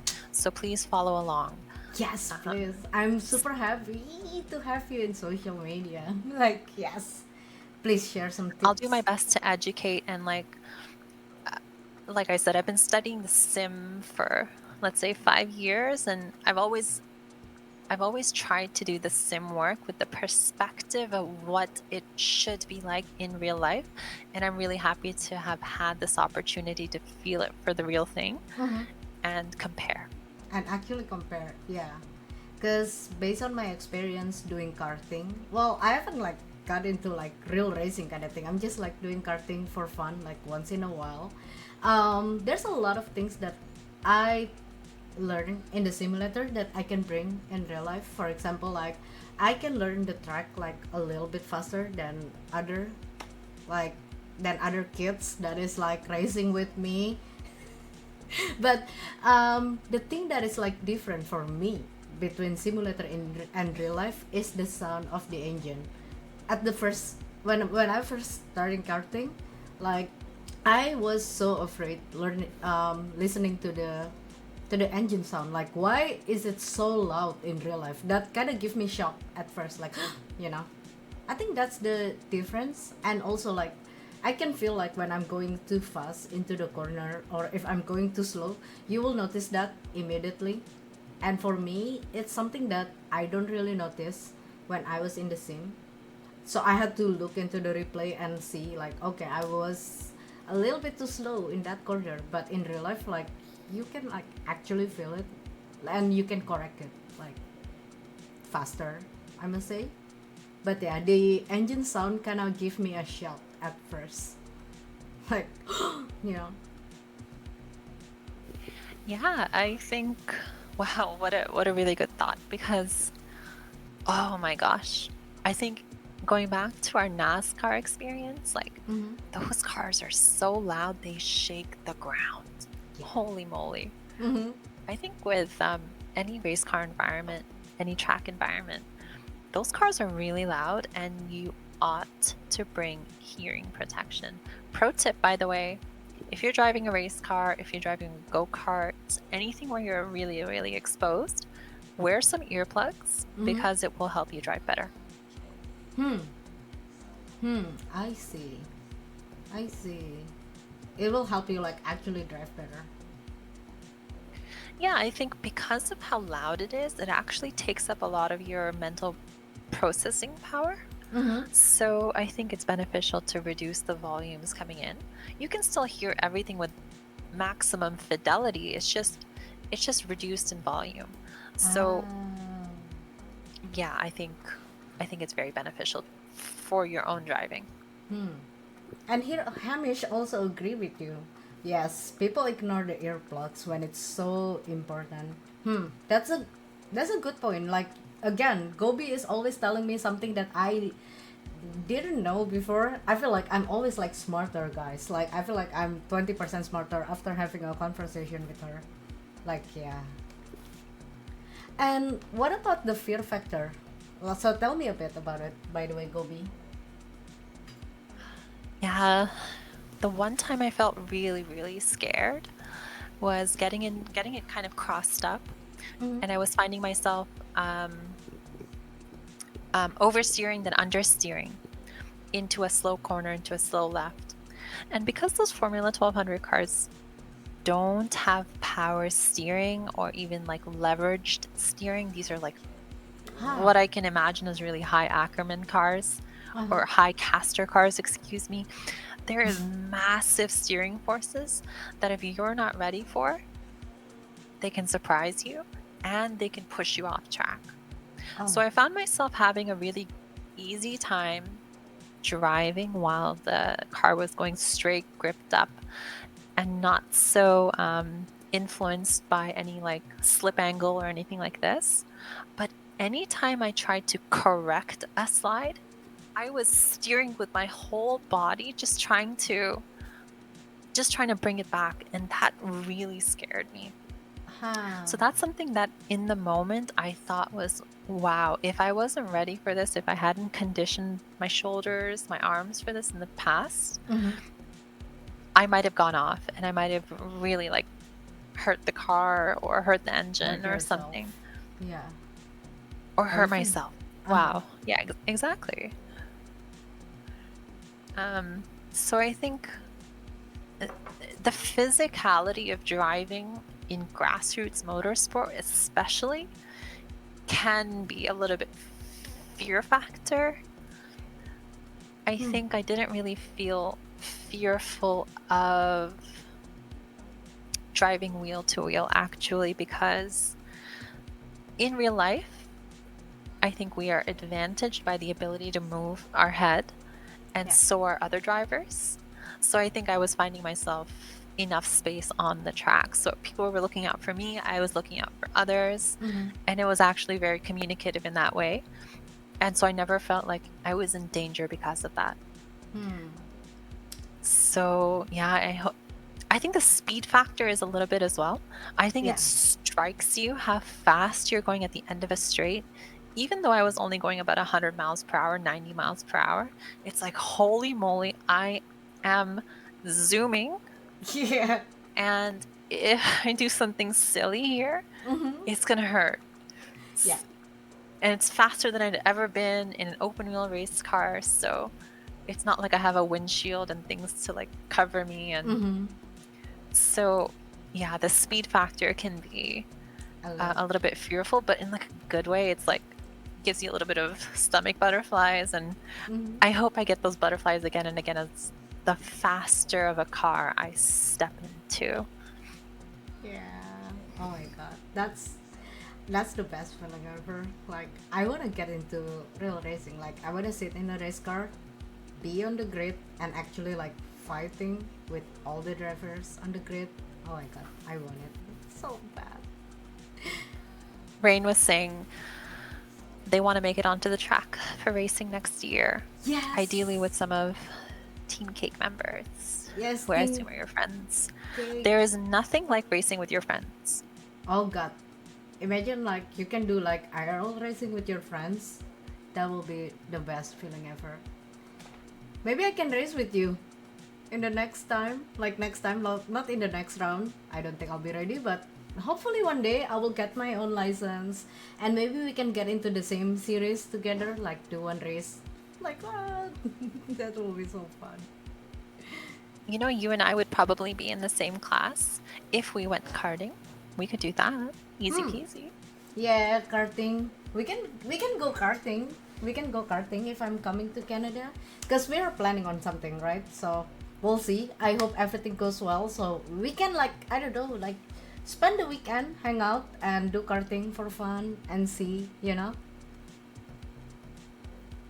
I'm so ready. We'll make it happen. I think definitely we can do something that's thrilling and kind of fun and a little bit exhausting, so we really test ourselves. So well, another question that came in was, what is your goal in racing? And I think Rain also asked, what is your IRL racing plans going forward? Well, good question. I don't have any plans going forward.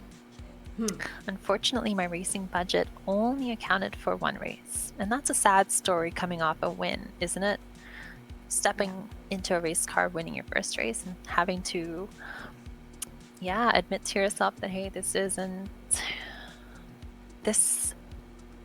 having to admit yourself that, you know, what you've gotten to do is already so much, and perhaps you should feel happy about it, but the fire is still in me, so I'd like to keep going, and I don't want to hold it off too long. I think I can do it next year again, but I think I should get into a faster car, get into a car more often so that I can keep on top of this, get into a form. If you ask me for my short-term racing plans, I think I should do some lucky dog racing. I'm not sure if you're familiar with lucky dog racing. It's sort of it's grassroots motorsports. The classes of cars are very wide, so you can drive almost anything and there would be competition for you in some way or other. And it's quite inexpensive, and you can share a car, so there are both endurance and sprint series. And ultimately I want to share the IRL racing with Twitch, and perhaps in a live broadcast form. So I'd like to go back to that racetrack. It's uniquely suited for me to be able to broadcast the racing because it's all in line of sight of one grandstand. Isn't that so cool? Yeah. So that's my goal in the midterm. short-term excuse me, to just get back into a race car and see what I can do. It's going to take some extra special effort from my side to put up, as always, make the financial commitment. Of course. If you ask me for my midterm, I'd love to get into a Formula 4 car. Oh my gosh, what a fun time that would be. Yeah. And in the long term, I really want to be part of a pro-am grouping. I want to help amateur drivers get into racing and teach them the kind of stuff that I was taught through sim racing, through the kind of partnerships that I had in my racing career, so that both of us can go racing potentially, and we can have a lot of fun doing it and really perform really well. So that's my long-term goal. I hope to do it in America. I hope to do it in Europe even, if someone will have me. But I think America is just uniquely suited to bring a lot of amateur drivers into any series. So Yeah. whether it's touring car, IMSA, or even like one day IMSA prototype, like imagine that would be so fun. Yes. I think I want to race the fastest car I can ultimately, so those are sort of my IRL racing plans for the future. Yeah, I really hope to see you back on the track like real soon, because it's so satisfying to watch IRL stream, especially like the onboard camera view kind of thing.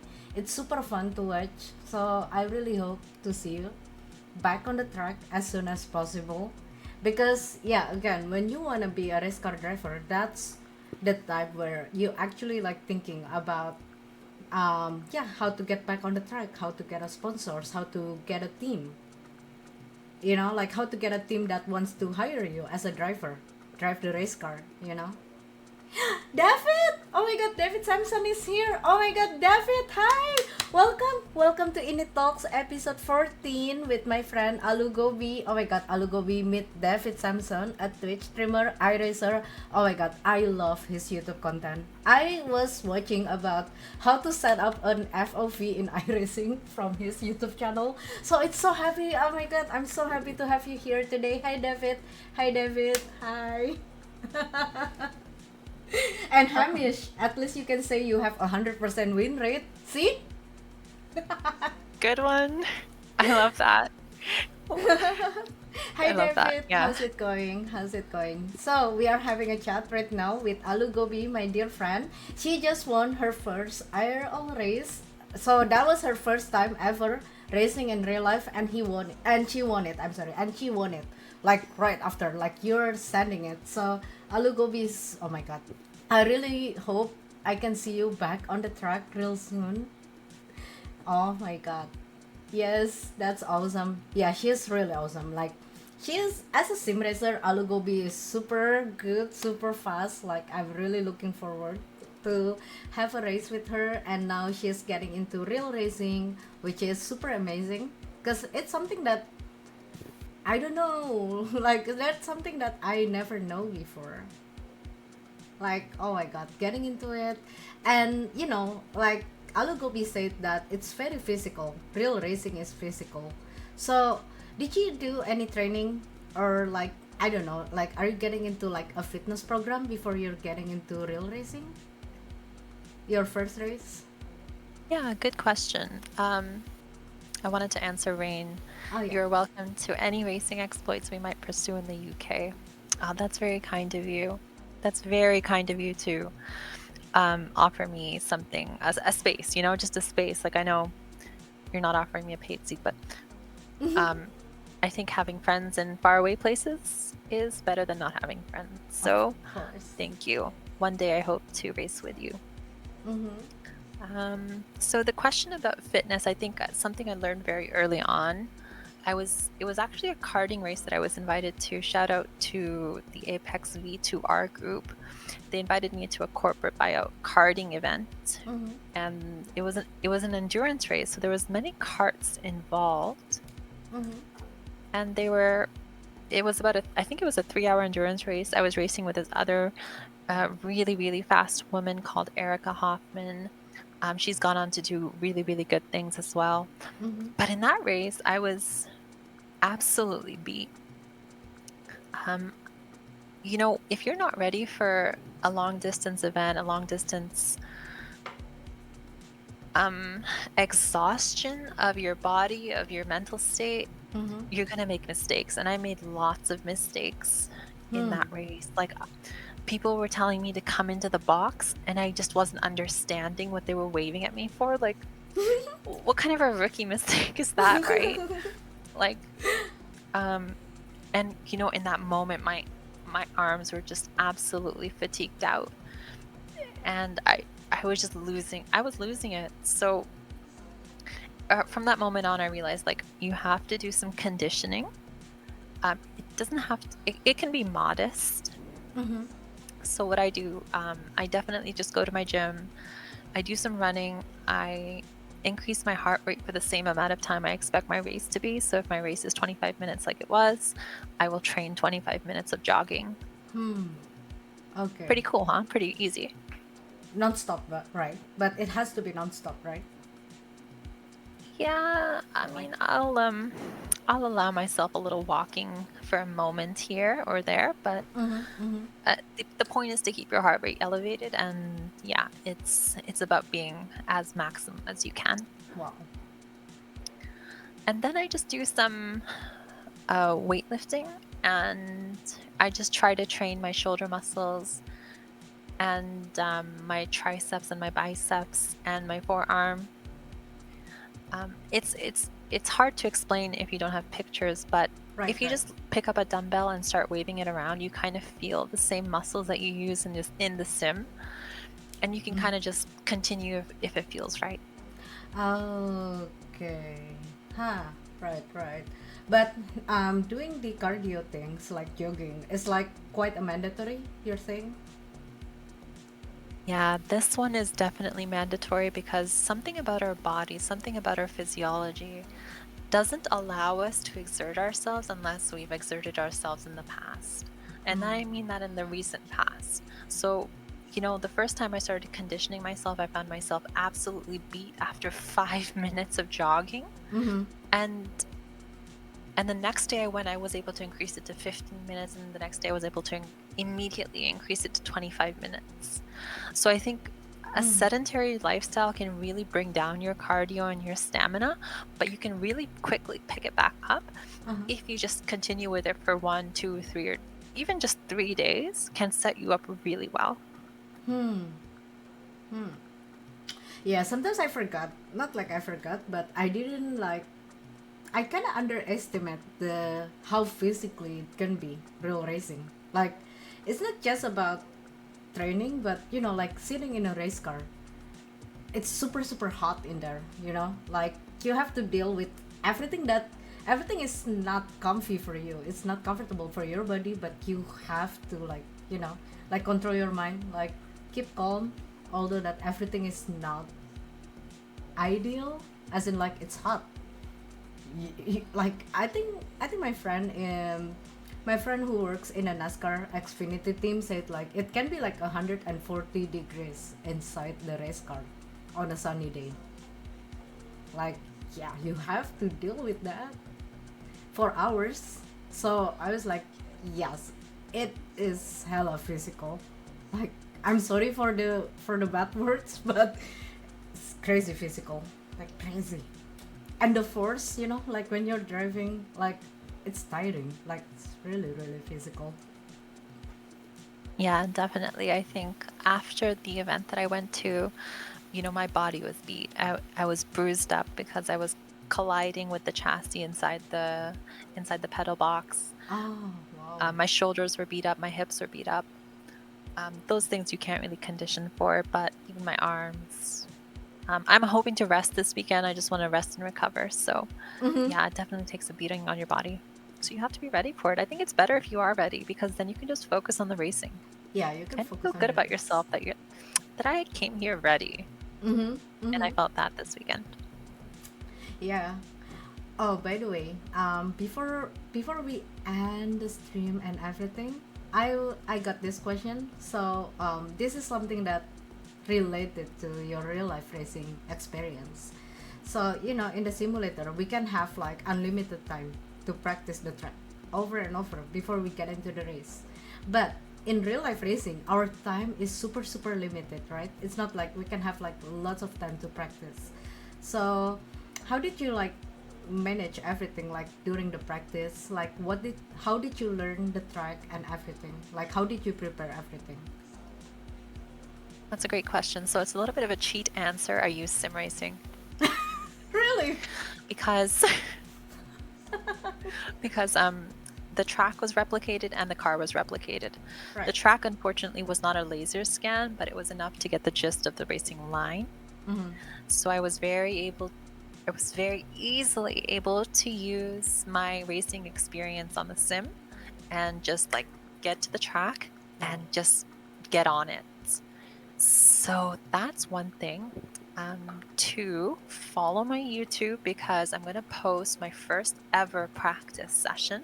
And I'm planning on doing a commentary over it, just about dedicating it to what it takes to practice to win a race. What does it take? What do you need to do in a practice session to, one, understand the car, understand the kind of modifications you need to do to damper rates, tire pressures, and any other sort of geometry that you can easily like switch, because you need to be on it from the beginning. So that's what I did. I took it safe. I took it easy. I verified and tested the correlation, another Formula One word, between my sim and the real life feelings that I was feeling. And once I was confident that it's kind of just like the sim, I really just started testing myself, and it was corner by corner. I was like, okay, let's go fast in this corner. Let's go fast in this corner. Let's go like fast in this corner. So, so that's what I would say. That's how I did it. So David, here's Aloo Gobi. So she just made the YouTube channel. Oh my god, both of us giving the link. So everyone give a follow for our dear friend Aloo Gobi on YouTube, Aloo Gobi Racing. Because thank you so much, and don't forget to follow us also at INIT Esports on YouTube and also on social media, because we'll be like posting any latest race on the Screen to Speed and also the upcoming event on INIT, because we have a lot of event going on INIT. Like for example, since I'm working on INIT now, I went to DreamHack, I went to Formula One, like a lot of like random, not like random, but okay, now I'm going to DreamHack, okay, now I'm going to this, now I'm going to there. And I think Yvonne will also going somewhere, I think in October, but I cannot tell you.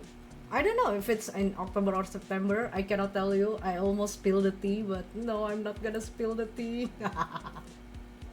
But yeah, Aloo Gobi, I'm really looking forward to see like the commentary video and also everything, and we will share. Guys, don't worry guys, by the way, if you missed the start of the stream today on INIT Talks, don't worry, because we'll be posting the clips on our social media at INIT Esports on Instagram, and we will also share a little bit, not like a little bit, it depends on how many clips we can make out of it. So I will put some footage from Aloo Gobi first race in the Formula Vee. So yeah, please give us a follow also at Aloo Gobi Racing, at INIT Esports, at Screen to Speed. Yay! So Gobi, this weekend we'll be back racing in the Screen to Speed Summer Cup. Are you going to race this weekend?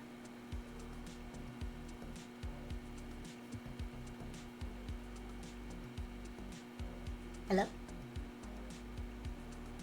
Oh no! Again, it's okay guys. Audio problem. It happens to everyone, every streamer. Check 1, 2. Yes. Okay, I'm back. So, sorry, what was your question? So are you ready to racing back on the Screen to Speed Summer Cup this weekend?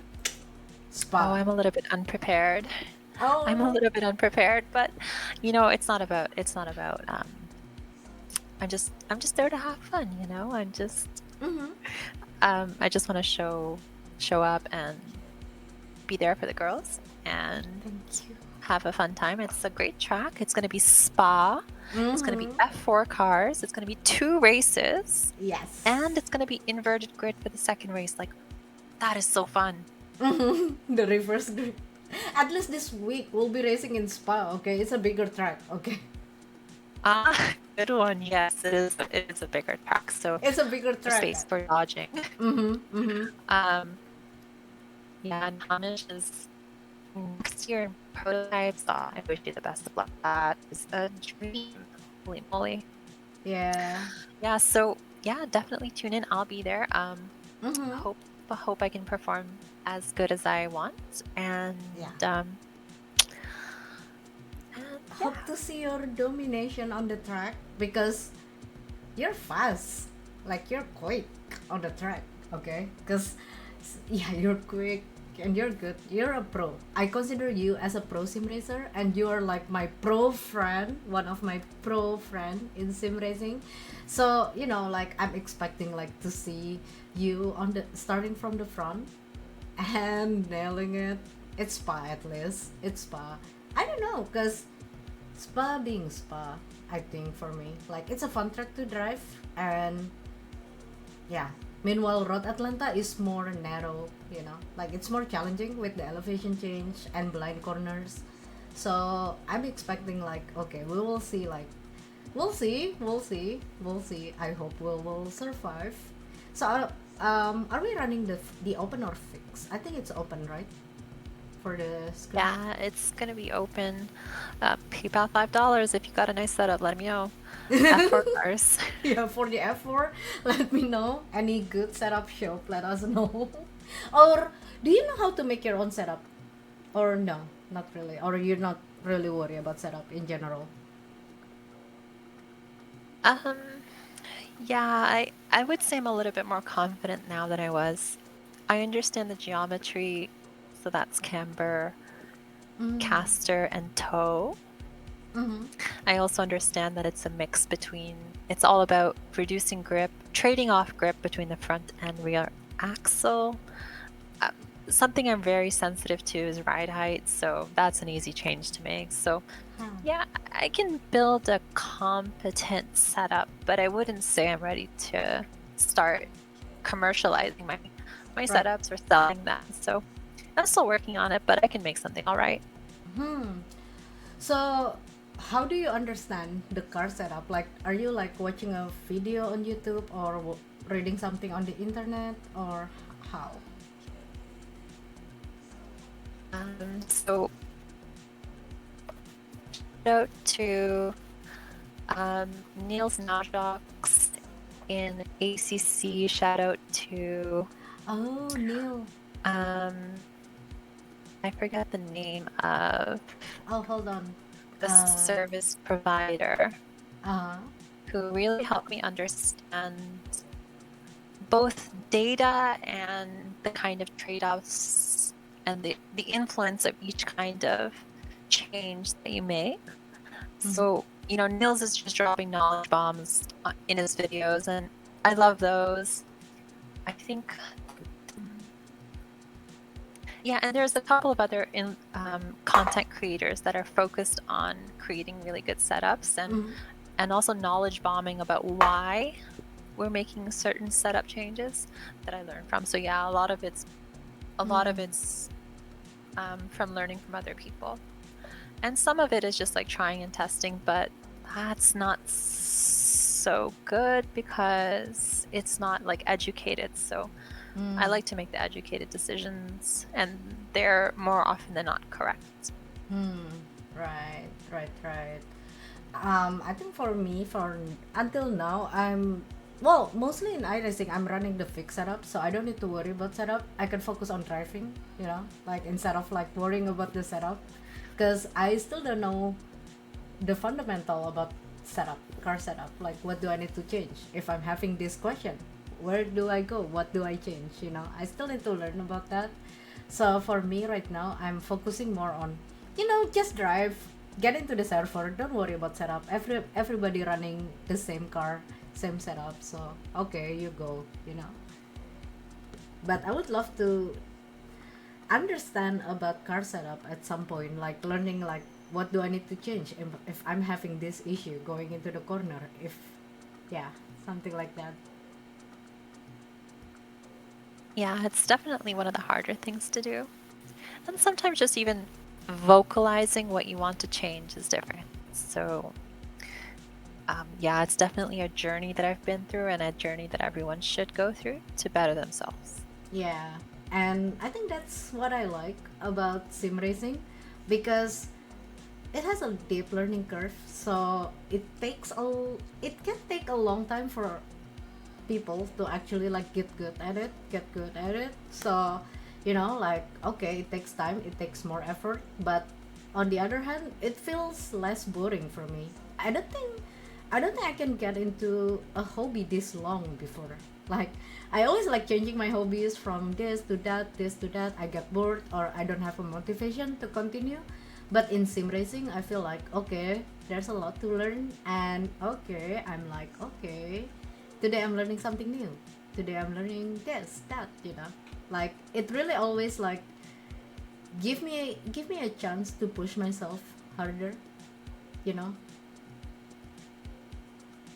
Yeah, fixed setups are, it's a blast because you just show up and race and just show what you're made of. Yeah. And thank you, Yvonne. Aris is a great reminder of Aris Drives. He Oh used to make really yeah. lovely videos about the way his Aries. game works and what what better spokesperson than Aris himself to talk about what's the right way to set up a car, because he is a master.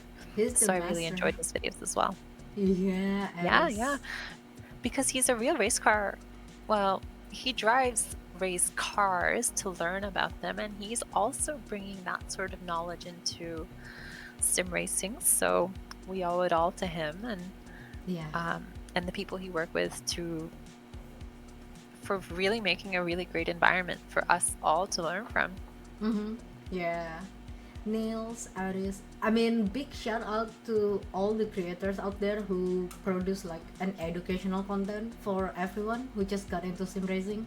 Because, yeah, it can be getting into sim racing as a newbie can be a lot, like, can be too much to learn. And at the start, you don't know what you don't know. That's how I feel in sim racing. So yeah, having like David Samson, Aris Drive, Nils, and you, the upcoming sim racing guru coming up, giving a tips. Thank you so much. Thank you so much. Like, really, like, thank you for all the dedication for educating us to become a better driver, educating me to be a better driver. Thank you so much. And Gobi, I'm really looking forward to see your first YouTube video. What is it going to be? Your first YouTube video? Well, the first one is just going to be a replay of race one. Mm-hmm. Just it's from my car. It's from a roll hoop camera, so you can check out the sort of action that Formula 1200 always delivers. Oh. Unfortunately, race 2, the really important trophy race for which I won, wasn't filmed from my camera, Mm-hmm. but it was filmed from another competitor's camera. So we're going to see about maybe sharing that in a unique way. Yes. So yeah, that's going to be the race. Race 1 will be the first uploaded video. It's actually processing now, so in the next 30 minutes it will post. You're uploading And while doing an interview. Nice, guys. truthfully, I had it uploaded before. It's just taking a bit of time. So, Okay. and then hopefully I get my commentary out on the practice session. So yeah, Mm-hmm. that's what you have to look forward to.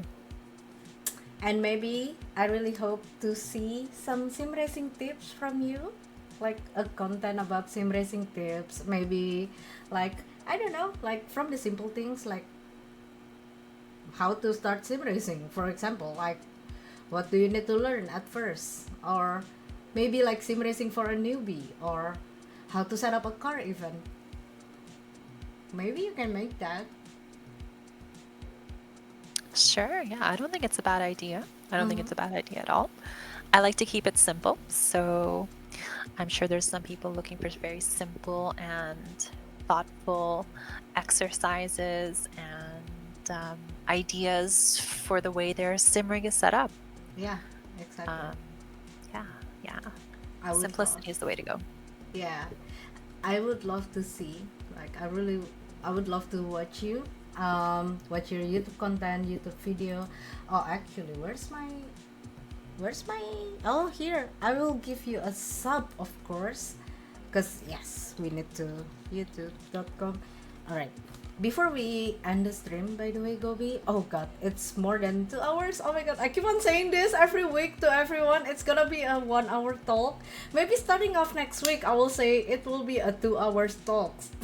Keep on saying like, okay, I will try my best to keep it like below 1 hour, 1 hour max. But I'm always having a good time every time I'm having this INIT talk. And thank you so much, by the way, Gobi, for today. Like, it's been really nice. Like, thank you so much for sharing your story, and also like it was a nice talk, like talking about real racing, talking about your experience in your race. And yeah, thank you very much, by the way, Gobi. Oh, the pleasure is definitely mine. To speak about my time and my experiences with someone so knowledgeable about sim racing is, I couldn't ask for anything better. So thanks to you for having me. Yes, of course. And I really hope that yeah, I will see you in the stream. Like, I will see you streaming again next time. Maybe you can stream some sim racing also. Maybe you can stream some iRacing, maybe like some official, so we can hang out and see how you do it. Because I learned a lot from watching people stream, more than I'm watching a YouTube video. Like, I'm watching people on the stream how to race and try to like follow that, you know. Interesting. I will keep that in mind. You Yeah. learn more from the streams. Okay, go. Is it about the talking or is it about the driving? Driving. So here's the thing. Every time I'm hanging on someone's stream, it really depends on who I'm watching or what I want to watch. If I want to watch, like for example, it's Monday, it's a new track, new week on iRacing, I will watch like yeah, some different people like Pablo, David Samson. Every Monday, I think he's like testing out all the GT3 cars, like which one is the best for this track, for this specific track of the week. So if I want to watch an educational thing, educational site, like I will go to David, I will go to Daniel Morat. Well, a lot of driver, I follow a lot. But if I want to watch something for entertaining, I will go to other people. So it really depends. But I think most people who watch iRacing, who plays iRacing, kind of want to see the driving, you know, because it's easy to watch a tutorial about how to drive around the track, but it's not that everybody can actually show you how to race. So during the live stream, you can actually see how people like how they racing, how they overtake, how they take a chance, how they defend, something like that. Very interesting. Okay, I can do anything. So maybe that's something I should try. I can't promise that I would be very interactive. I get so focused and kind of shy, so. No worries. Like, this is what I learned from the community. So some people kind of expect one streamer to drive to be good because they're expecting a good race. They want to learn how to race. But there are other streamers, someone like me who's here for the entertainment and driving. So that's why I'm having like a lot of chat. But even in my race, sometimes in official, I don't talk. Yesterday in my race, I don't talk much because I was focusing in the race. But don't feel bad, okay? Don't feel bad if you're focusing on your race because you're racing and we understand, you know? Everyone's funny. You should see Elz's focus face when she is mid-race. Elz, can you show us this focus face? I can't focus right now because I'm not racing. Okay, I won't put you on the spot. Elf didn't talk. Is that even possible? I know, right? It's hard. I mean, you can buy my silence for $8,000 a month, Aaron. With $8,000 a month, I will focus and I will be like super silent. So yeah, with $8,000 a month, you can buy my silence, bro. Aaron. That's affordable for someone. Yeah, I mean, 8,000 is not expensive if you have enough. If you have $8 million, 8,000 is not expensive. So Aaron, do you have $8 million? The mute button is free. You're so rude in every channel. I cannot believe, like, stop following me everywhere, Aaron. Oh my god, what are you doing here, Aaron? And I can be with you with it in the voice chat, Aloo. I will support you. Oh my god, Yvonne, thank you so much. Thank you for supporting all the Yeah. girls in the community. Like, Yvonne is the real mother of sim racing. That's how I'm seeing it. Like the sim racing mother. Like supporting everyone, and also like, yeah, thank you so much, Yvonne. Thank you so much for all you do to us in the community, to all the girls in the sim racing community since the MFR until now, the screen to speed era. Mother, feeling old now. No, you're not old. You're just a That's what I mother. wanted to say. Yvonne is also a wicked fast, brave driver. So don't ever count Yvonne out. That's, oh wait, 24 hours interview is easy for me. Oh my god. Yeah, I don't know, guys. Please buy my silence. I cannot stop. I just love like having a chat, interacting with you guys. So yeah, don't blame me. Don't blame me. But if you wanna see a focus sim racer, I think you can watch the upcoming stream of Aloo Gobi, guys. If you wanna Huh? watch, Who? you're going to stream iRacing, right? You're going to stream iRacing. A VR streamer? Oh my god. So you're racing in VR, right?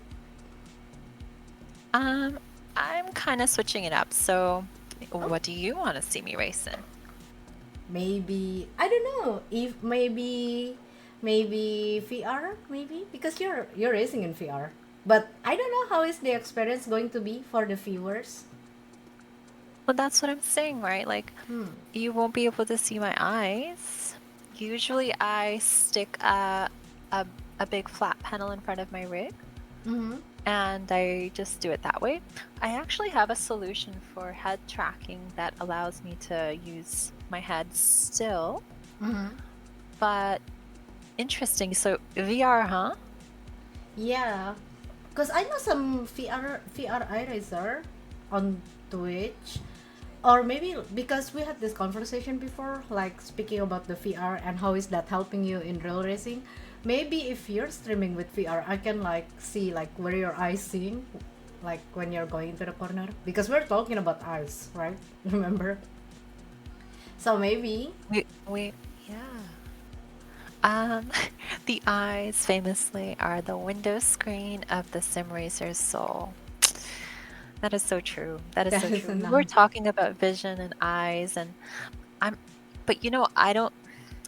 y- Here's what I'll say. I can't promise VR streams every time, but we can do it once in a while, sure. Yeah, yeah, sure. I would love to see it. I would love to see it. Like, go be back on streaming. Go be back on streaming. I love seeing my friends streaming. Like, really. Like, if you like it, if you like sim racing, and if you wanna be a streamer, then you should do it. You know, like sending it, floor it. If you want it, you should do it. No hesitation, and don't you ever think twice. Just hit the live button. Because at least for me, let's be honest with you, the easiest job in my work is hit the live button. That's the easiest job. At the start, it was the hardest to press the live and sit down for hours. That was like the hardest for me, but now it's the easiest job. That is so profound. Really, that is so profound. Yeah. I'm very shy about um I'm very shy about streaming, and okay. I'll think about that. Thank you. I mean, you can be a talkative streamer, like you can have a chat, but if you don't wanna have a chat, you wanna focus on your race, you have a reason for that, because it's sim racing. It's not like you can look into the chat and hanging all the time. So don't feel bad if you think that you don't feel like you wanna talk, but it's nice to have your friend, like for example like me, Yvonne, in the chat, like hanging with you. So you don't feel like, you will feel less nervous when you're having your friend like hanging in the chat or like streaming on it. I know I miss your stream, your first stream, remember, before your IRL stream. I think you tried to stream. Remember? Um, there were many false starts. It's hard. It's in case you don't know, IRL streaming is hard.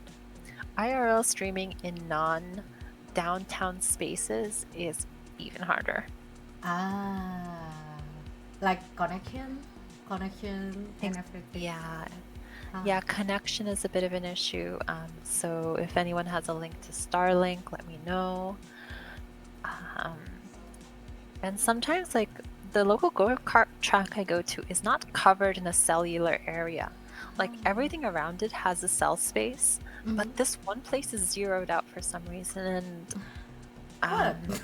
yeah, it's very unusual for some place that's aimed at recreation and where people will congregate at has no cell reception. But everywhere else is kind of acceptable. Even the real racetrack I went to had better cell reception than the go-kart track that was not out in the boonies. Maybe if you go to go-kart, you can like just record it, because if you're thinking about how your stream is going to look like on Twitch, you know, like it can distract you sometimes. So maybe if you know, like, okay, this place has zero connection, like, okay, I don't think I'm gonna stream, maybe you can like record it, you know. Yeah, that's a good idea. I do think that would be a boost. Yep. Yeah. Just not having that pressure. Because you don't want to think about anything else. And I mean, I have to admit, yesterday in my stream, I had to fix the camera issue in the middle of the stream when I had to fix my camera for the iRacing broadcast. It was really stressful to think about it. Like, it was like, oh god, I'm so tired, you know.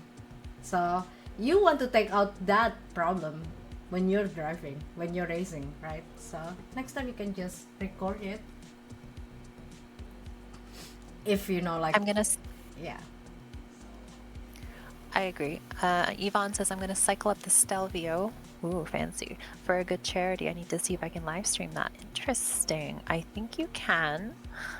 I mean, I don't know how fast you drive on a bicycle, but if it's less than about 25 kph, a cell connection should be fine. Oh. Because if you exceed about 25 kph, your cell signal quality drops dramatically. Oh yeah? Huh. That's why I need like specialized equipment to do all that live stream stuff on the racetrack.